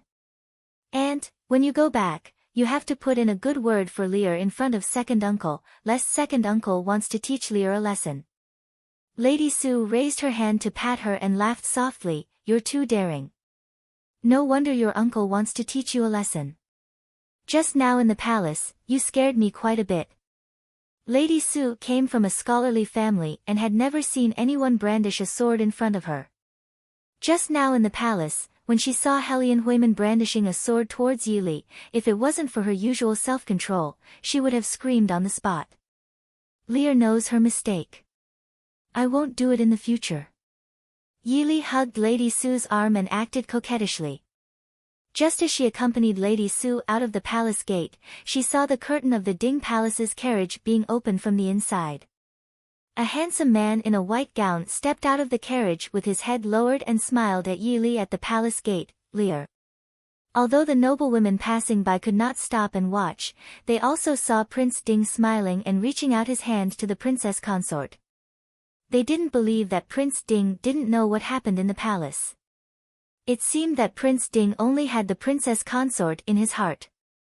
Even though Princess Ding made such a domineering and willful declaration in the palace, which almost made Prince Ding lose face, Prince Ding still doted on her as before. Madame Su pulled Yili forward and bowed. Mo Xiaoyao stepped aside slightly and said with a laugh, Madame is Yili's Jomu, we're family, there's no need to be so courteous. Madame Su laughed and said, etiquette must not be discarded. Yili is young and immature, I hope that Prince will be magnanimous enough to forgive her. Mo Xiaoyao looked at Yili with a smile and said, Madame worries too much, Li is very good. Why are you here? Yili asked, puzzled. Mo Xiaoyao laughed in a low voice and said, I heard that Nyangzi drew her saber in Zhangde Palace and was so angry that it shocked everyone. Isn't your husband worried about your safety? Yili couldn't help but roll her eyes at him. If he was worried about her safety, why didn't he enter the palace to find her? Who was he putting on an act for? Madame Su looked at the two's conversation and there was a trace of relief in her eyes. With one glance, she could see that Prince Ding really didn't care about Li Er's actions in the palace, and it could even be said that he was very happy about it. With a smile, Madame Su bid farewell to the two and walked towards her own carriage with a peace of mind. When the Prince Ding mansion's carriage left, the palace gate gradually regained its peace. Not far from the city walls, Yelu Yi brought Helian Huiman and silently watched the Ding mansion's carriage leave. After a long time, Helian Huiman said with some unwillingness, Cousin, are we just going to let it go like this? Yelu Yi glanced at her with a smile that wasn't a smile and said, If we don't let it go, what can you do? You can't hook up with Prince Ding, and you can't deal with the Prince Ding mansion. Or do you really want to go to the Ding mansion to be a cleaning maid? Don't forget what happened to 11 because of Mo Xiaoyao. Do you think he's a soft-hearted person? Thinking of the 11th Prince Yelu Ping who was still a fool, Helian Huiman couldn't help but shiver. She didn't dare to think about how a person who wasn't injured or poisoned would turn from a normal person into a fool. How much inhumane torture did Yelu Ping suffer? And all of this was because Yelu Ping said something that shouldn't be said at Mo Xiaoyao's wedding. Then, what should we do now? Helian Huiman asked with some worry. Yelu Yi didn't care and said, Of course we wait to welcome the princess back to the northern tribes. But Helian Huiman frowned.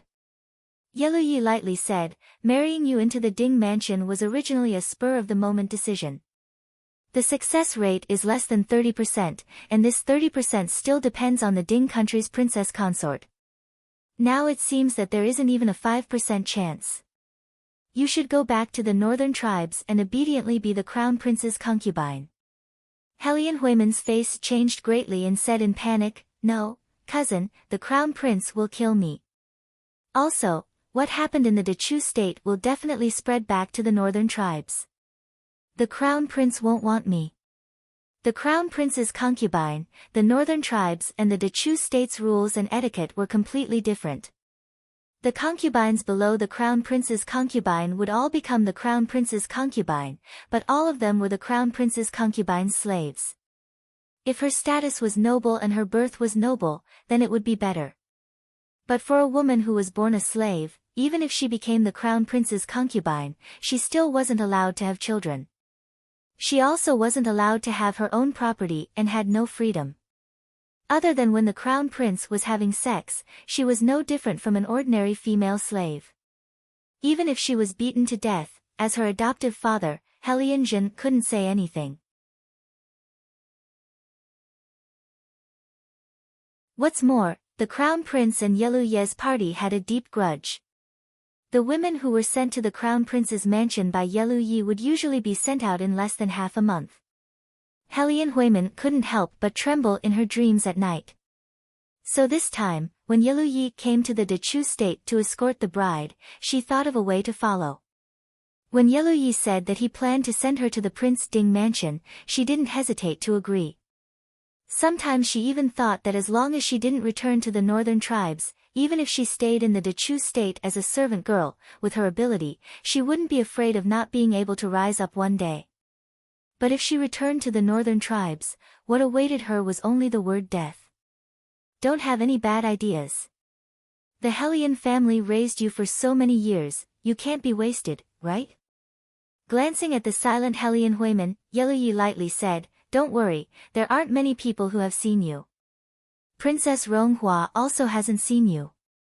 As for your name, it's fine as long as you change it. In any case, uncle has more than one goddaughter. Since you can't deal with Prince Ding, then obediently accept your fate and go to the crown prince's mansion. I already gave you a chance. Helian Huiman's heart trembled. She knew Yelu Ye's methods. She hurriedly said with a trembling voice, I understand. Yelu Yi sized her up before nodding in satisfaction and turning to leave. If it wasn't for the fact that Helian Huiman had the best aptitude among the women in Uncle's mansion, she wouldn't have needed to go back alive if this plan failed. However, although Helian Huiman was smart, compared to Princess Ding, she was still far from enough. Thinking of the information collected these days in the Chu capital, this Princess Ding not only came from a noble background, but was also skilled in literature and martial arts. It was even said that in Yongzhou, she led the Black Cloud Cavalry to guard the city until Prince Ding's reinforcements arrived. It could be said that her contributions couldn't go unnoticed. A woman who could be betrothed to the Black Cloud Cavalry. The betrothal between the northern tribes and the Ding King's mansion was left unsettled. However, the Ding King's consort's reputation as a fierce woman spread throughout the capital overnight. She dared to hold a dagger in front of the Empress Dowager and say that she wanted to enter the Ding King's mansion. If one came, she would kill one. If two came, she would kill a pair. No one in the capital dared to provoke this woman. What was even more frightening was that Prince Ding didn't have the slightest bit of anger towards the princess consort's announcement. Instead, he would occasionally accompany his beloved wife to tour the capital. That affectionate appearance clearly told people that if the women who wanted to enter the mansion as concubines were really killed by Princess Ding, His Highness Prince Ding would definitely not stand up for them. For a moment, Prince Ding said that Prince Ding loved his wife like his life. There were also people who were henpecked. However, no matter how the rumors spread outside, it still didn't affect the two people involved in this matter. At this time, Yili didn't have the time to care about these rumors. When the full moon rose into the night sky, Yi Li's heart that had been hanging tightened even more. You're tuning into the Blissful Bookshelf YouTube channel. We're so grateful for your support, and don't forget to subscribe to join us on this incredible journey through captivating stories. Your generosity through donations truly makes a world of difference, as it's the primary source of revenue that allows me to expand and enhance this channel for you. Thank you from the bottom of my heart for being a part of this adventure.